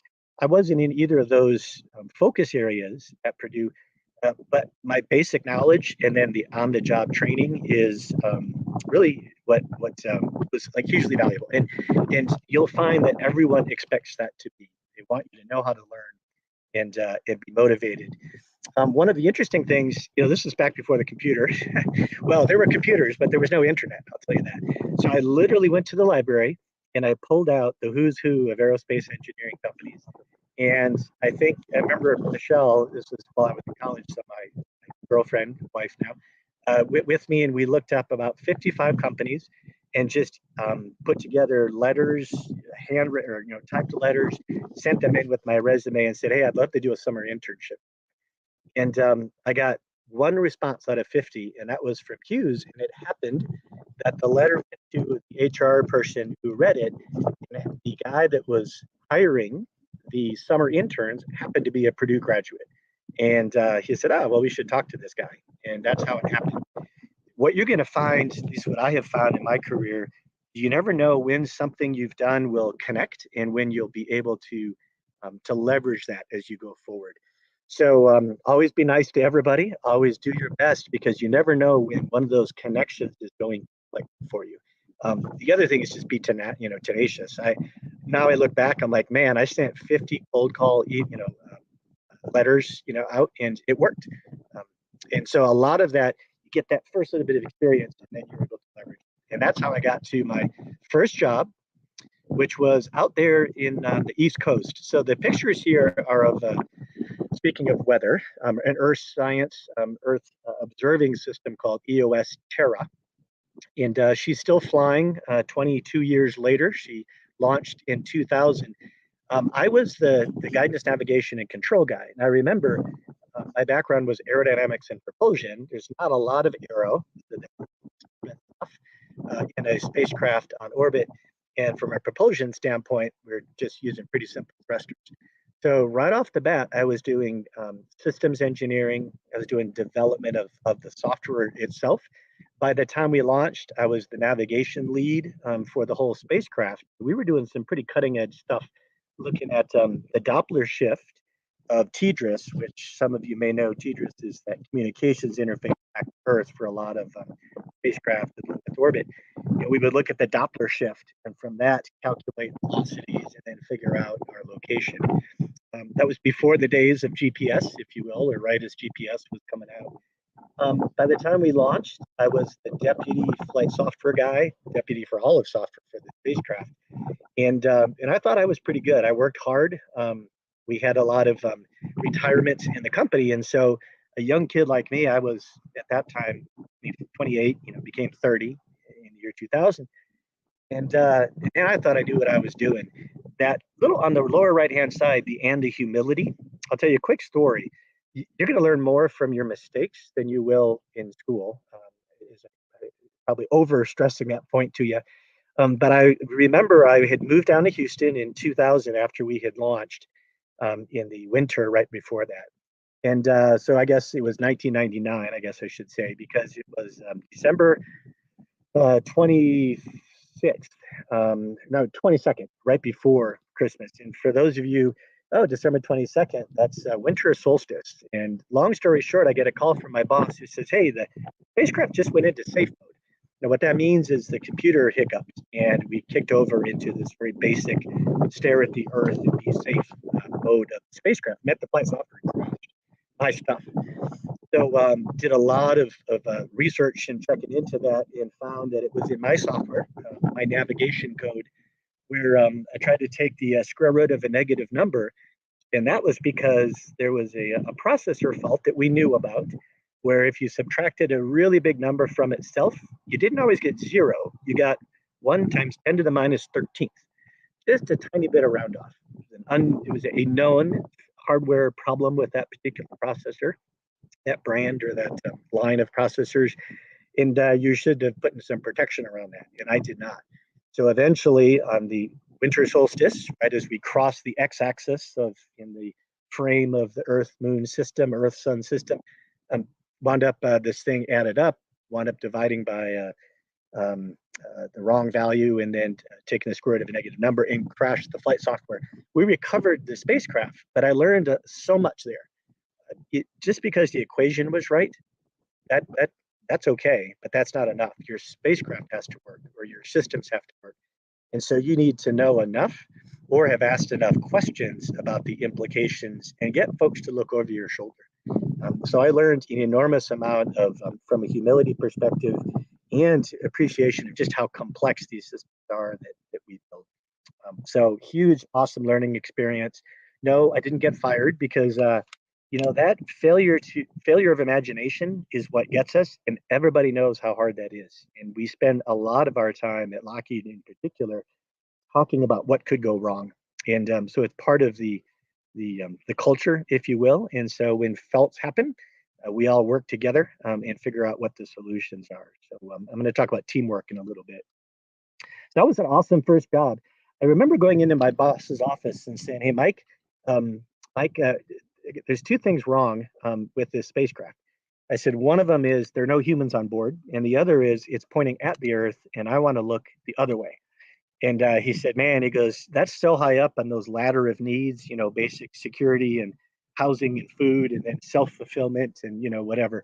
He goes, "But hey, look, as soon as we get the spacecraft flown," this was at the probably 98 at this time. He goes, "Let me help you get to the next thing you can go do." And so we got the spacecraft flown and fixed up, and I joined a company called United Space Alliance, which has since been retired or has closed shop because it was set up exclusively to focus on shuttle operations. And I tell you what, I was there for about 5 years. I got down there, and you'll notice my little word here is adaptability. When I got down to Houston, they were starting up this upgrades office for the shuttle. By the time 2000 rolled along, we were 20 some years into flying shuttle. So there were a lot of upgrades that needed to be made. We'd only had one failure before that. That was Challenger back in 1986. So we were in the process. What I was working on was the cockpit. That's what that center picture is. We were moving to a glass cockpit, all super integrated, kind of next generation information versus sort of the tapes and files that the shuttle had been built with initially. And I got there and they said, "Hey, look, have you had an experience doing hardware?" And I said, "Well, on this EOS bird, I was the GN&C guy, and we had star trackers and reaction wheels and IRUs." And they said, "Okay, good, you can be the hardware guy in this upgrade." And I got pushed into doing stuff I had never, ever conceived doing. Avionics design. I owned the guys, the subcontract of producing the computer, which ironically happened to be Lockheed Martin up in Owego, New York. And we work a lot with them today on our some of our spacecraft programs, and Orion, in fact. So I didn't know this at the time, right? This is all brand new to me. I remember my first call with them, and I said, "Hey, I'm your new customer here in Houston, USA. You guys are my contractor, going to build the computers. What's the difference between a discrete and a serial? I just don't quite know that." And for any of y'all who do hardware for a living, you're like, "Wow, that was a pretty classic grade school level question." But I told them, "Look, I'm a fast learner. You just got to get me up to speed." And I spent 5 years out of it with an understanding of shuttle avionics, fault tolerance, human rating, discretes, triple E parts, radiation testing. I learned so much over those 5 years, and it was because I asked questions. And so that's what I'd really stress upon you, is to ensure that wherever you go, be the person asking the questions. The old saying, right? The only dumb question is the question you don't ask. So that was really fantastic. We were in the process. We had already updated one of the shuttles, and we were doing final verification testing, and then Columbia happened, and that's the picture on the lower right. And that was the end of the shuttle program. We could either, as a humanity, either continue shuttle, put a lot of money into it, bring it up to speed, or up to the latest, fix some of the vulnerabilities, for example, the forward leading edge of the wings and mounting the spacecraft, next to the rocket instead of on the rocket. And as a country and as a world, we decided, nope, let's move forward, and we've done what we need to do in low Earth orbit. Let's go back to the moon, or go forward to the moon. And so that was my sojourn up to Denver. I took a risk there. For me, when I was leaving USA, I looked at who could get us to the moon. I want to get to the moon. I want to get humans to get to the moon, and then I really want to get humans at least into Mars orbit as part of my career before I retire. And I said, well, who's likely to do that? One was NASA and the large companies. Another would be the military, and the third would be the startups. SpaceX had just started out, and I said, some of these things we're looking to do are so hard that only NASA can do it, and I feel that to this day. I think some of the other companies are doing fantastic work, but what I want to do is to be working on the hairy edge, and that's what we do here. I'm at it at Lockheed. So I took a risk by coming up to Lockheed. I said, you know what? It's either Lockheed or Boeing. And to be honest, at that time, the precursor of Orion was called CEV, Crew Exploration Vehicle. That was the name. And tell you what, Northrop and Boeing were on a team together, and they were the hands down favorite. Lockheed was sort of the underdog. And I said, man, I love the country. By the way, just behind me is all the red rocks, and you can, if the summer was better, you could see downtown. I loved the atmosphere. I loved the kind of stuff people did here at Lockheed. And so, one thing I'd offer to you, whenever you take a job, and several of my mentors have told me this, and I did it here. Don't take the job because of a specific job. Take the job because of where you're going to be, the people you're with, the culture that you're going to be with. If I had gone to Boeing, nothing wrong with Boeing, but that would have been to focus on the job. And so I took this as a, I don't know, like I said, a risk because I wasn't sure they were going to win Orion, and I really wanted to work Orion. But what I wanted to work was cutting edge stuff, and I loved Denver. So that worked out really awesomely for me. And again, just for you guys, I'd say always be thinking about not just the single job, because jobs come and go and programs come and go, but what really gets you fired up about being in a particular place or a particular company. So I started out running guidance, navigation, and control. This thing in the middle that's like a plume of smoke was our pad abort 1 test of Orion. I ran the guidance and control team as we got into that. And remember, I didn't have dynamics and control. My background was aerodynamics and propulsion. This thing actually had a lot of aero, so I knew enough to really interact with the team and lead them. I was running a team of about 50 people. We were co-developing with NASA. And on the next slide, or maybe 2 slides forward, I'm going to talk a little bit about teamwork. The lead for this activity on the NASA side was a guy by the name of Howard, and he and I were co-leads, if you will, me of the contractor team and he of the government team.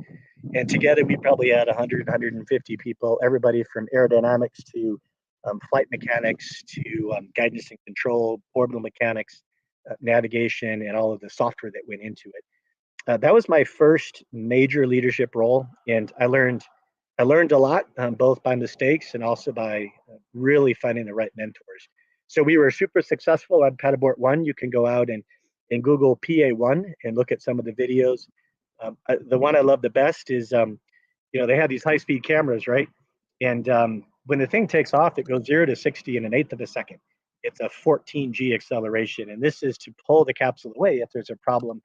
In this case, on the launch pad, you got to haul all the way out over the water. So we tested this out in New Mexico, but you got to get away from the exploding rocket or what have you. So there's an awesome view of the rocket and us sitting on the pad, and then we light the fuse, and take off at 14 Gs, and the camera goes tilt, and it can't even keep up. Just amazing hardware and amazing cool stuff that we do. A lot of smoke and fire. On the upper right-hand side was our exploration flight test 1, and by then I was running all the flight software. So now I had upwards of, a couple hundred people, I guess, that I was leading. I used to think guidance and control and entry guidance was complex. It turns out telemetry and power and electrical systems and communications, command and downlink, all of those things integrated are intensely complex. We have about a million lines of flight code on Orion. And so having to not do it myself and having to truly delegate and trust people was hard. And that leader of leaders was the experience I got there. That particular picture is pretty sweet. the little cartoon on the right shows the capsule coming in, right? And there's plasma, going around it, right? Fireball. That picture of that weird purple white thing that looks like a Escher, that's actually the view through the hatch back into the plasma wake. And so you're looking at a tunnel of plasma, something that had never been seen. The public never saw it for Apollo.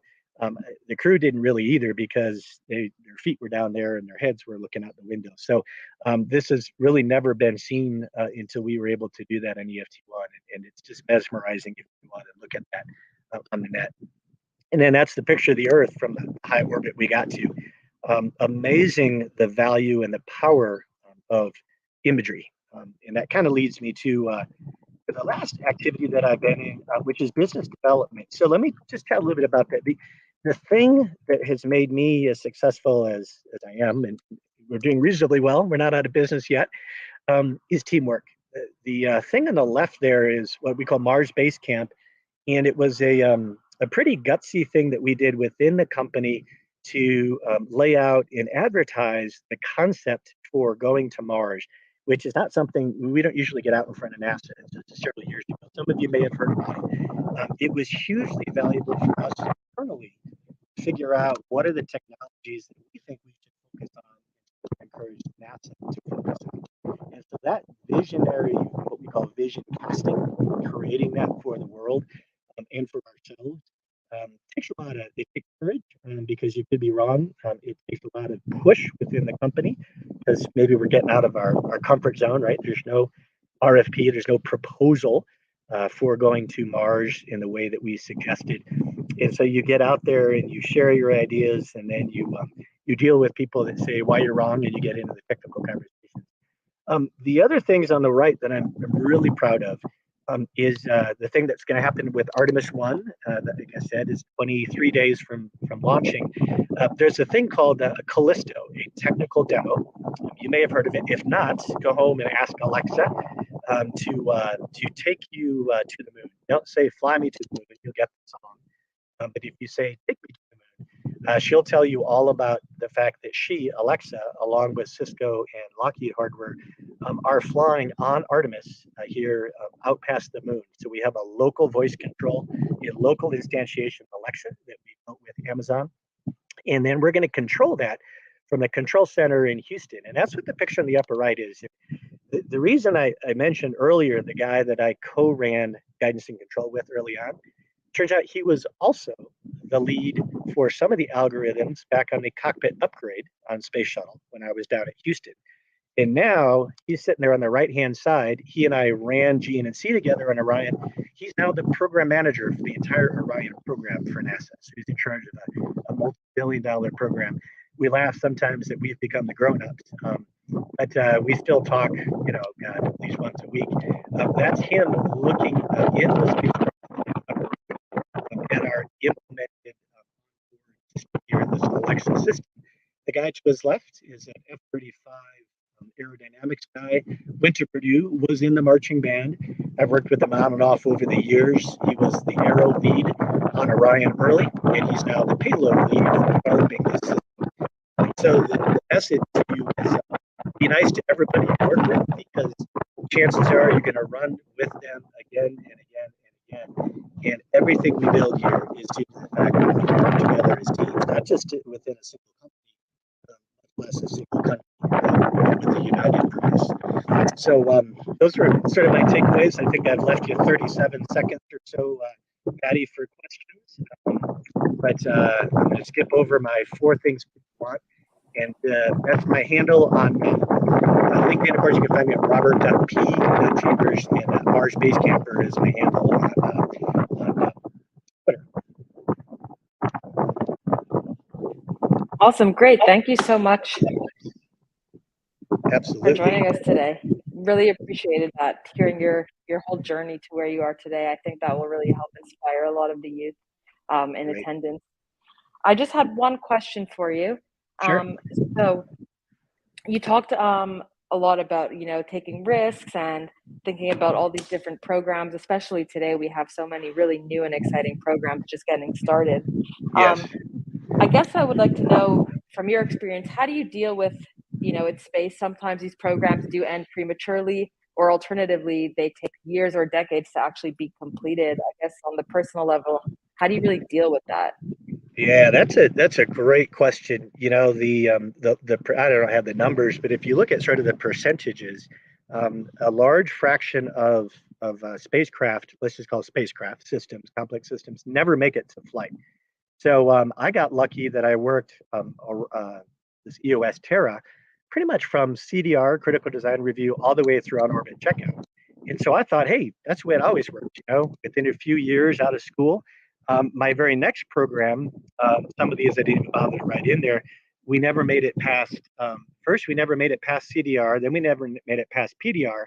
And then the last one before I joined Orion, we didn't even put the proposal in that we finally gave up. And that was like really shocking to me. But what I realized was twofold. First, make sure you're doing interesting stuff each time. And so every time I took on more responsibilities and I learned some more. And then the second thing is, man, find the program that you do think is going to go somewhere. Do whatever it takes to get on that program and then stick it out. When Orion flew Catapult 1 and then EFT1, and now when it flies later this month, the feeling of satisfaction is indescribable. It's like golf, right? You go golfing and you hit all these horrible shots and you throw your clubs, and then one time you get a hole in one and it keeps you coming back for a whole other season, right? That's the way it is. And you got to focus on the fact that if these things weren't going to change the course of human events, it wouldn't be this hard. And because they do change the course of human events, they are worth it, even if some of them don't happen. And just make sure coming out of every one, you've learned something you didn't know before. You use it as a chance to get even more experience on the next thing you go. And just don't give up because it's so worth it. Great. Thank you so much. I think that's really great advice for all of our students who are just sort of at that stage of figuring out where they can get involved themselves in the industry. Yep. Thanks again for joining us today, Rob. My pleasure. Have a good festival, you all. Thank you so much. Thank you. All right, up next, we have our final speaker for the entire Stardust Festival. We have Tahir Murali joining us today. Tahir, I'll let you introduce yourself and I'll get your slides up there. Super, thank you. So I want to double check, make sure audio was working. All right. Good afternoon, everyone, and thank you for the opportunity to speak to you today. Thank you to Jason, Kelly, Madison, and the entire Stardust Alliance team for the invitation to speak.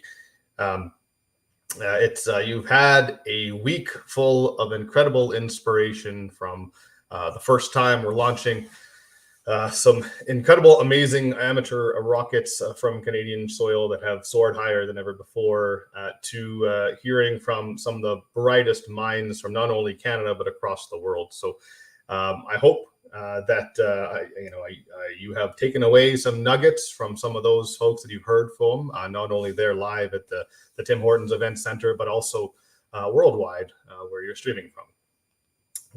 So my name is Tahir Murali. I'm the CEO of Escape Velocity Services, a space consulting company here in Canada. I am based in Calgary. And before we begin, of course, I'd like to acknowledge the Treaty 7 territory in which I'm presenting from you today here in Calgary, the traditional and ancestral territory of the Blackfoot Confederacy, Kainai, Piikani, and Siksika Nation, as well as the Tsuut'ina Nation and Stoney Nakoda First Nation.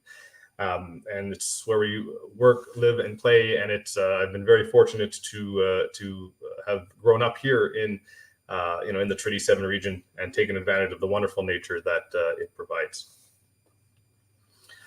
And so, in the next 25 minutes or so, I will give you a little bit of a glimpse into my career, my personal journey, chasing a space career. Hence the title, A Canadian's Journey in Space.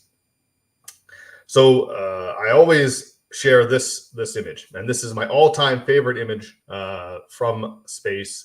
I've got it on canvas in my office. Yeah, this is actually a shot taken from the outside of the International Space Station. And so that means there's an astronaut, a human, that is doing a spacewalk or extravehicular activity and looking out towards the direction in which the space station is traveling.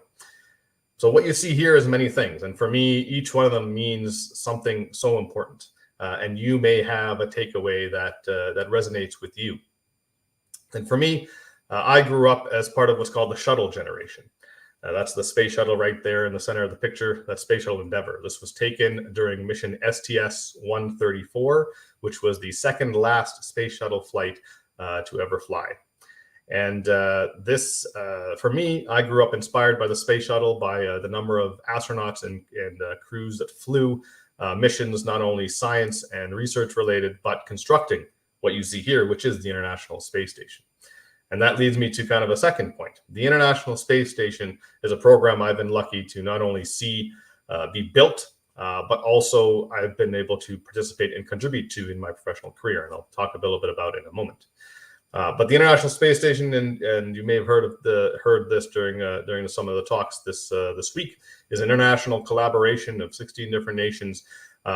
That is the world's only, well, actually now not only, there's another one, but it has for the longest time provided humans a place to live and research in orbit continuously since 2000.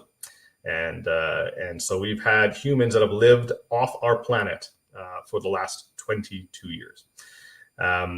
Fascinating when you think about that and where we are in our time frame of human history. So that's the International Space Station you see below you. Then we have the Canada Arms, and namely, of course, the Canada Arm, the original, which is installed on the Space Shuttle, and the Canada Arm 2, which is currently operational aboard the International Space Station. And they're actually performing a handshake in space, if you will, a Canadian handshake. And so for me, robotics was my initial driver and passion to chase a career in space. And it just every time I see that logo up there against the backdrop of the Earth and space, I am so proud to call myself a Canadian. There are a number of different things else you can see in this picture, but the other thing, of course, I want to point out is not only our blue marble of Earth, and essentially every living thing that we know is in this picture and on that planet, but the vastness and darkness of space, and not so much the darkness as a negative connotation, but the beauty and the optimism and the opportunity that lies in that darkness is just magnificent. And so I look at this every day and I am inspired, and I hope I've been able to do that a little bit with yourself. So very briefly, a bit about me. I've got a number of different hats that I wear. As I mentioned, I run the space consulting company. I also am the co-founder and director of the Zenith Canada Pathways Foundation, a nonprofit established here in Canada to support youth in acquiring mentorship, internship, and leadership opportunities. And you have actually heard a bit from my co-founder and others this week, and I'll touch a bit more about that later. I've had the opportunity to work in a number of different organizations and spheres, and a lot of people always ask me, well, okay, how do you work in space and then work in a different industry, or vice versa? You have a lot of space experience. How can you apply that into a different sector? Well, it's called cross-pollination, and that's something I've been able to really take with me and apply my skills in different situations. So I've worked in, of course, the space and aerospace industry, the energy sector here in Canada, the automotive sector. Currently, I'm working in digital commerce and e-commerce space. And I had the opportunity to work with a number of different organizations, government. I've conducted research with NASA. I've worked at ESA and the Canadian Space Agency. I've worked at a number of different Fortune 500 companies and startups. And so the application of skills across different mediums is actually really important, and something that I'm proud to be able to have had kind of honed and chiseled throughout my career thus far. And so my background is a mechanical engineer from the University of Toronto, and then at a Bachelor of Applied Science. And then I went and did a master's at the International Space University, and I wanted to focus on space business. And I got a master's in space management and understanding all things related to business and space. And so I've kind of taken the technical background that I have along with the business nature and combined that into one in order to apply my skills not only in space, but across a number of different medium. I've had the opportunity to do a lot of different work, and I'll talk a little bit about that throughout the presentation.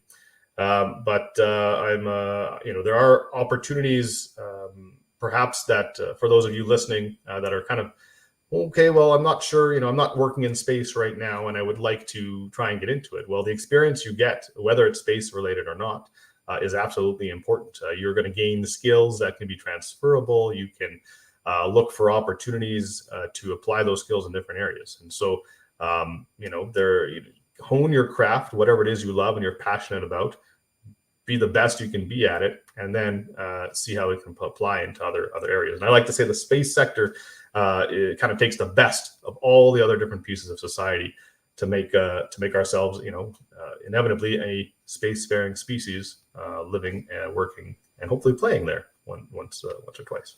So my journey, the ember that lit my fire was the opportunity to meet Dr. Roberta Bodnar, Canada's first female astronaut, when I was very young. And my parents pulled me out of school, and I think I was about 6 or 7 years old. And they said, "Hey, there's an astronaut coming." They took me down to a university lecture and had me listen to it. So at that age, you don't remember much, but there are moments in that time frame, and I've got a 6.5-year-old myself, where you do get inspired. That spark is lit, and that's exactly what happened to myself. So I'm very grateful for my parents to do that for me. And since then, everything I've tried to do, whether it's science fair projects in school, high school programs related to space, chasing a degree in university, and then into the workforce, has always had a space opportunity related to it.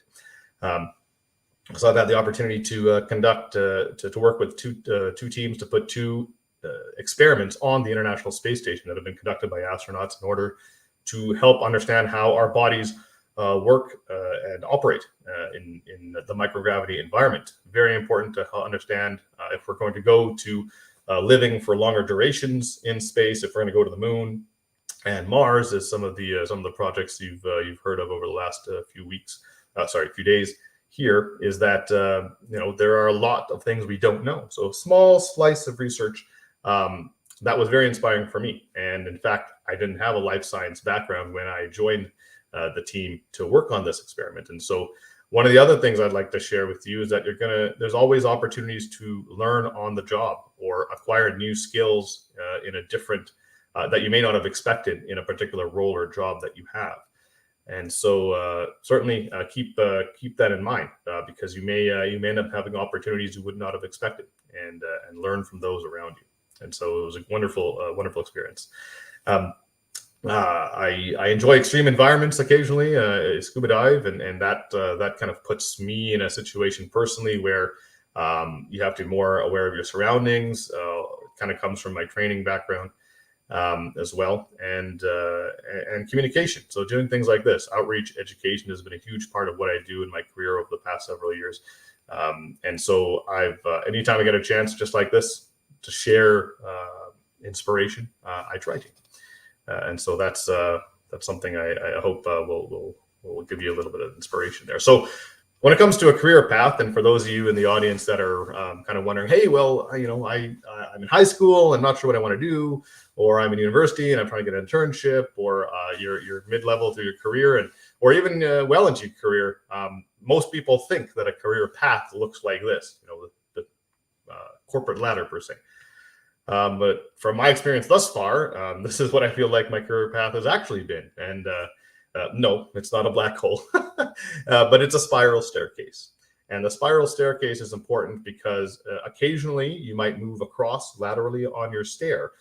It may not feel like you're moving up necessarily, but you're acquiring a different set of skills that will help you take you to the next step, or the step is wider at one portion, so you might take a little bit more time in a certain experience, whereas there might be other opportunities which are very short or very impactful that allow you to shorten that step and move on. And so that's how I've been able to apply an analogy towards my career.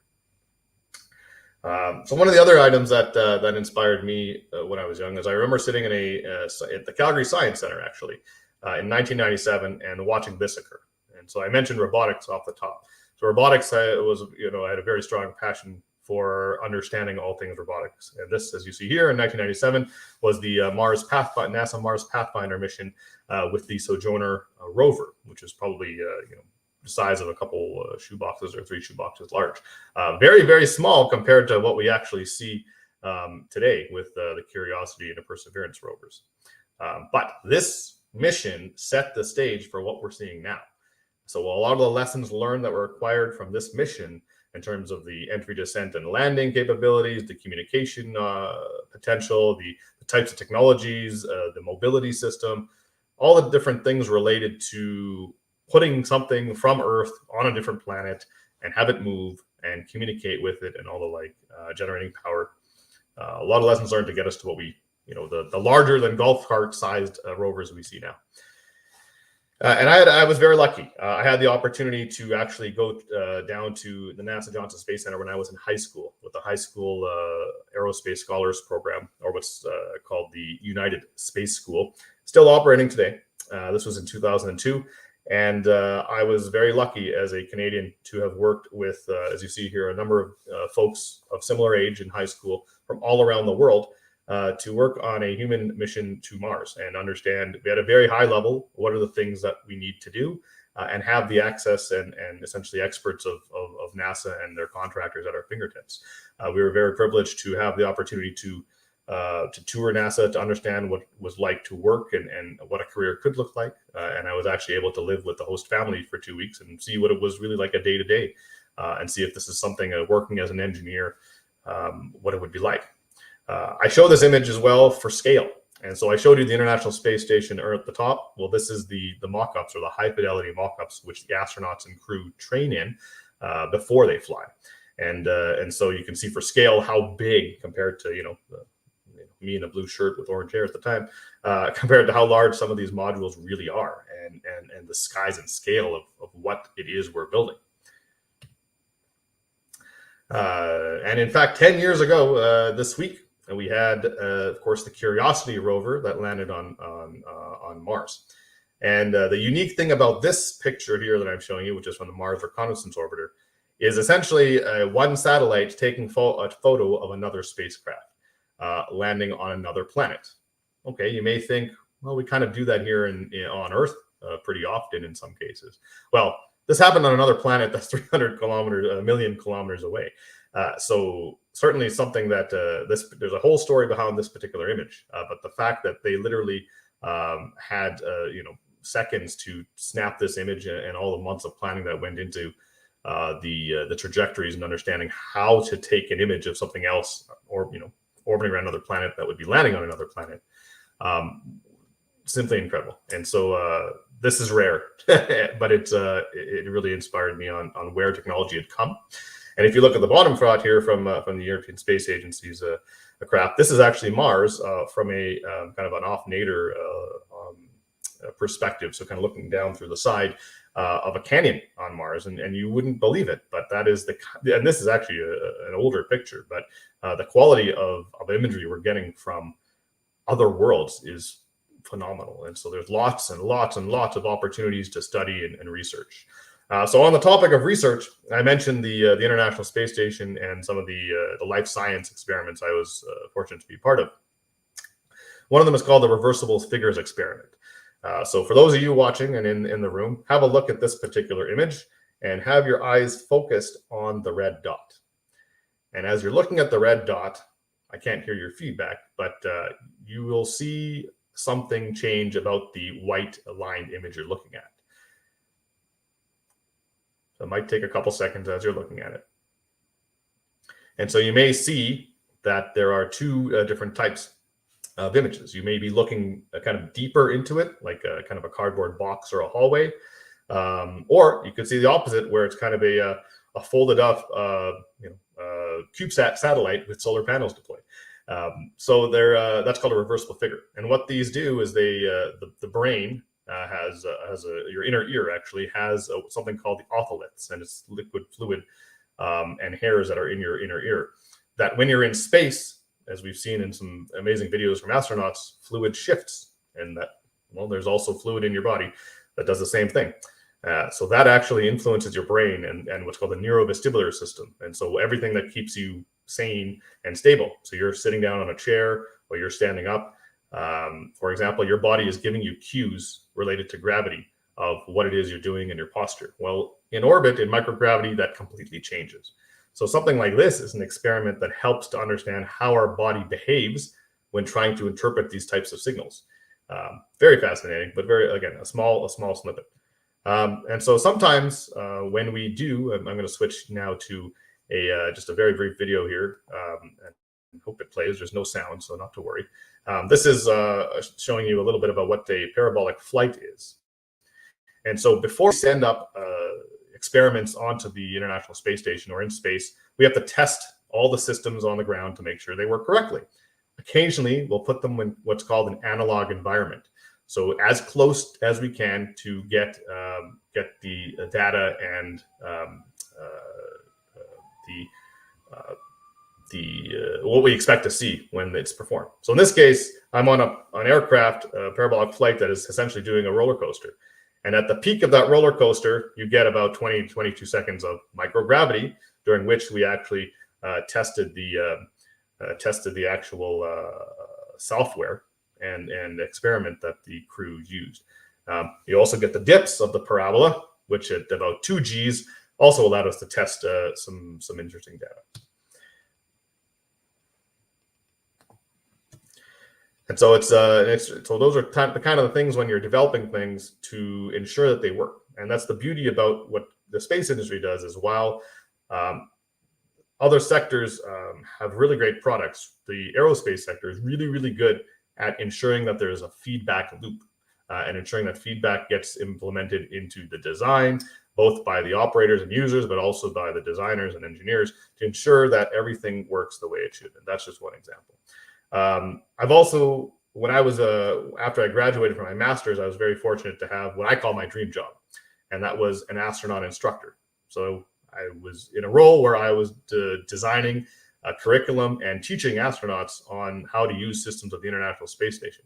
So what you see here on the left is is again a high fidelity mock-up or a training mock-up at the European Space Agency's European Astronaut Center in Cologne, Germany, where I had an opportunity to work with them to develop curriculum. This is actually the Columbus module on the International Space Station and the European contribution to it. And as a result, you see me conducting a lesson with 2 astronauts, but then you also see a number of people around you. And so this particular experience taught me a lot of things, especially earlier in my career, about effective communication and evaluation. And so for those of you out there that are wondering, oh well, how do you, are you always being watched, or are you always, is there something always happening and people are always watching? Everybody's always watching. But what that means is that in this case, I'm being evaluated on my capability to convey a lesson with specific principles and content to crew. And so it also shows you that none of this is done alone. Teamwork makes the dream work, which you probably heard a whole bunch this past week. And it is true. It is absolutely critical and very important, because this whole team, ensures that things happen. On the right, on the bottom right, you can actually see the experiment I just showed you on the parabolic flight that I was conducting, being conducted in orbit by Sunita Williams. So she's conducting it in the Columbus module, which is actually the module on the ground on the left. So I added this for contrast to kind of show you the, how clean and crisp it is once it first was launched, and of course now how cluttered it is, not as a bad thing, but the amount of equipment and data and storage that's on the space station, and things that the astronauts have to deal with when they're up there. So a very unique opportunity to see those two side by side. And of course, during my time developing curriculum and training astronauts, we had both Jeremy Hansen and David Saint-Jacques, who had at the time been selected for that during the Canadian Space Agency astronaut recruitment, and were through doing their training, and part of that included training with the European astronauts, and they came over to train with them, which was a fascinating experience. You also may have heard of Dr. Robert Thirsk, who's another Canadian astronaut who flew on the International Space Station and did a long duration mission. And I was fortunate to work with Bob on some of the life science experiments.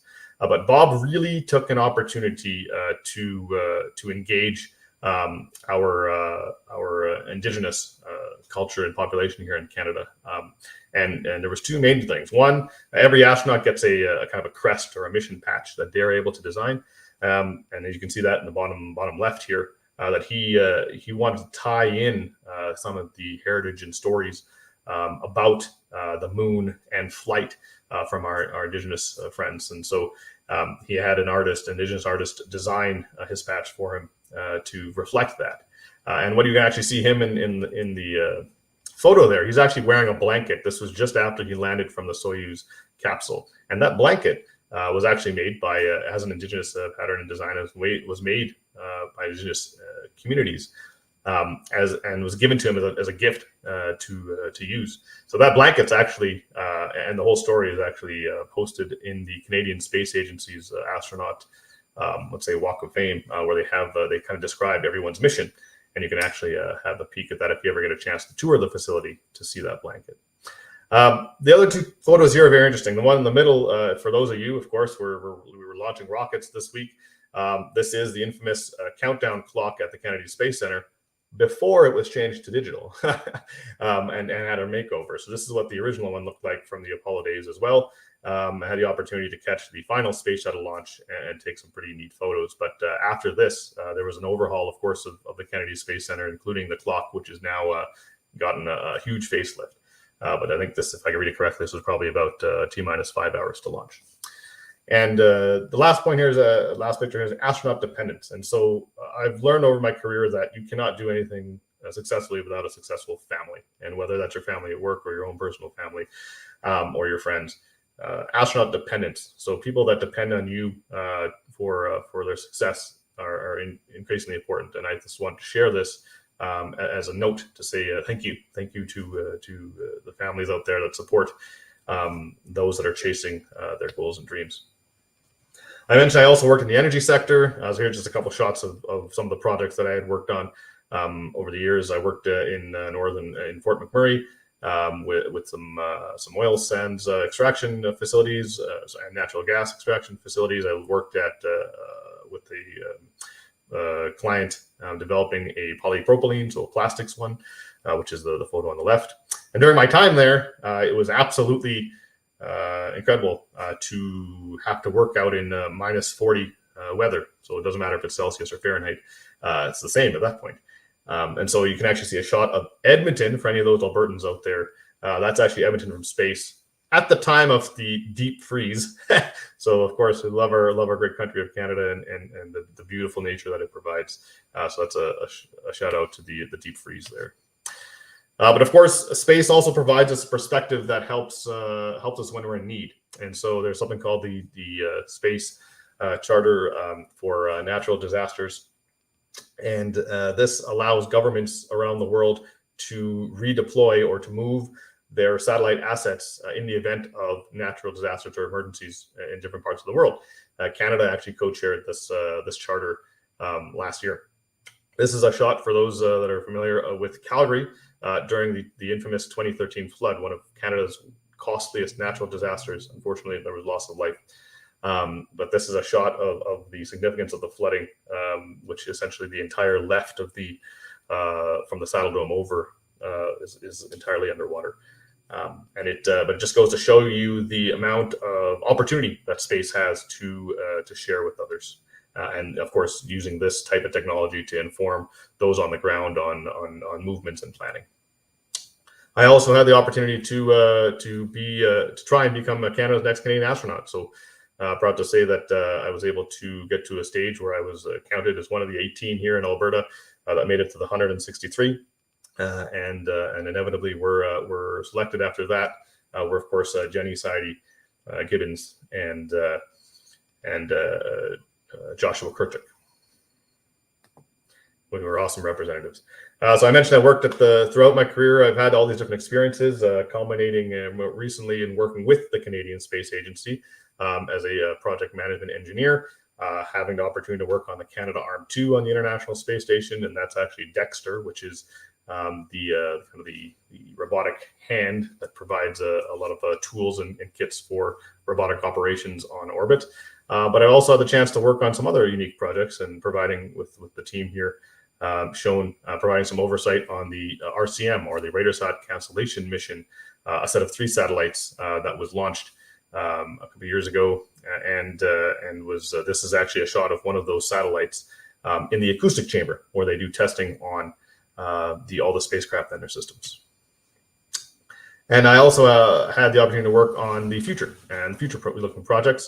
So very, very lucky to have had the opportunity to work on both systems engineering, but also project and program management of the NASA's Lunar Gateway program, of which Canada is a contributing partner with the Canadarm3 project.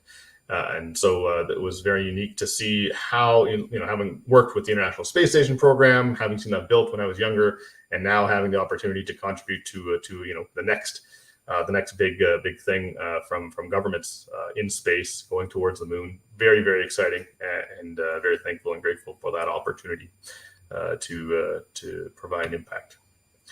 And so you've heard a lot of different things about space, and what I want to try and underscore to you as I try to wrap up here is, if you're thinking of joining the space sector and contributing and bringing the best that you could be, space is more than just what you see in terms of astronauts and scientists. There's so many different ways to be engaged, especially as the commercial space industry grows globally, but also here in Canada. Whether that's a recent space food competition, there's now a deep space medical healthcare competition going on, looking at agri-food and technologies to help better some food security. There's also legal law and policy considerations if we go to the moon and Mars, ethics considerations, right? There's manufacturing. There's so many different ways that you can get engaged in the space sector, and so I hope that leaves you with a bit of hey, maybe I can apply my skills. And so